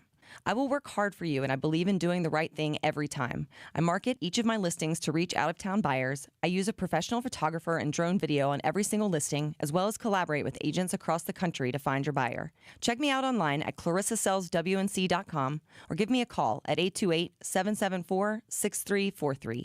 It would be my pleasure to assist you through the real estate process. Are you ready to tackle your banking needs? Home Trust Bank's team of expert advisors and lenders want to be your teammate. We want to hear your story, learn your aspirations, and assist you with financial needs, and provide options that are tailored to you. With a wide range of personal, mortgage, and commercial services, you will discover all your banking needs under one roof with a local and personalized touch at Home Trust Bank. Score big with Home Trust Bank. Ready for what's next. Member FDIC, Equal Housing Lender. Coffee's for closers only. Get them the money. Then when you get the money, you get the power. That watch costs more than your car. Then when you get the power, then you get the woman. It's Thursday night, which means we got football. And it's not just in the NFL. We got college football, too. Appalachian State, 3-point favorite tonight against Coastal Carolina. I'm taking App State, all right, minus the 3. That's not the part I really want to hammer on here. Over! 64.5 is not nearly enough points. This may be first to 50. Over 64.5, App State minus the 3. The UTEP Miners travel to Texas to take on Rice. Rice is horrible. I mean, just dreadfully awful. And UTEP's not much better. I would have taken whoever was catching points here. Just so happens to be UTEP, who I think wins outright. Miners plus 3.5. And finally, in the NFL tonight, the Philadelphia Eagles are a 13.5-point favorite. Over-under's 45. I'm aggressively taking the under. I'm with the Sharps on the under. I can't go with the Sharps and take the 13.5 with the Texans. I think this will be low scoring. I'm going to say it's 24-7. Philadelphia Eagles. Give me the Eagles. Minus 13.5 under the 45. Go and do likewise, gents. The money's out there. You pick it up, it's yours. You don't, I got no sympathy for you. Take those wagers to betus.com. Use the promo code Sportsocracy. Get a 125% deposit bonus on whatever you put into your account, up to $2,500. It's a whole lot of free playability for you. Speaking of free playability, I'm getting better at the whole tease in and out of a break. I got a tease for the fantasy football show. We have a new set of friends. If you remember back in the day, we used to have a partner that did prop bets. We got a new one. And they have some cool features that will be debuting on the Sunday Fantasy Football Show to make you even more doubloons. We couldn't make you more shekels if we tried. Yeah. But we found a way. Good. So be sure to tune in with us this Sunday morning as we get you set for your fantasy day. Learn how you can make more money, because that's what makes the world go round, right? At least around here, where we're all about making more money. We are indeed. We, like New England Patriots receivers, are very slotty, especially when it comes to making monies. Right. You are in the Sportsocracy here on ESPN Asheville. I can't get down with Houston plus the 13. And look, either. It's a small Sharps lane, but the Sharps are. And it's my belief on why is solely because there are some old school Vegas bettors that will just never lay 13.5 in the NFL. Right. I'm always going to take 13.5 in an NFL game. I am not one of those. Right. Because this Texans team is dreadful. Well, if you are if you're not the night owl, like Jeremy is, and you're more like me, and you value your sleep, this should be over very quickly. Absolutely. So you won't have to hang out long to find out how this game is going to end. Maybe flex it over to ESPN, check out App State, Coastal Carolina. let's go Mountaineers. That's right. We will see you back here in the Ingles studio tomorrow at 3 o'clock for a Football Friday. We'll have all the picks and the previews of the weekend to come. This is your Exergen Temporal Scanner weather forecast on ESPN Asheville. Some 70s this weekend in Asheville. Looks like we're heading in the direction of low to mid 70s for Sunday and Monday, and daily records in jeopardy early next week. Already we're close to 70 degrees here to close down the work week. 43 our low tonight. Mostly sunny Friday, a high of 69. And then showers Saturday and Sunday, low 70s in the forecast, mid 70s by Monday next week. I'm meteorologist Scott Lauriamore. That's the latest Weather Channel forecast. This is your time saver traffic on the new ESPN Asheville. An accident on I-40 westbound is causing stop-and-go traffic between US 19 and Fines Creek Road. Slow traffic on 26 westbound between US 70 and Elk Mountain Road. 26 westbound is also seeing some delays between 280 and 146. Expect delays on 240 westbound between Chun's Cove Road and US 19. Slow traffic on NC 63 northbound between US 19 and Newfoundland Road. And an accident on Overlook Road at Henderson Road. I'm Elena Begso with your time saver traffic. This report is sponsored by Lowe's. It's pro time because at Lowe's it's Provember. Over 30 days to save big. Full of more inventory, more Lowe's MVP's bonus points, and more the deals you deserve. Because it always pays to be a pro at Lowe's. Save all Provember long. At Ingles Weather, we're celebrating Friday night rivals, televising college basketball games, bringing the Fan Fest to semi-pro soccer, or taking you out to the ball game at your minor league park. It's all in the bag. Ingles, low prices, love the savings. The Sportsocracy. One thing that you're going to have to remember, one most important factor, is to protect your quarterback, me. From the Ingles Studios, this is ESPN Asheville, WPEQ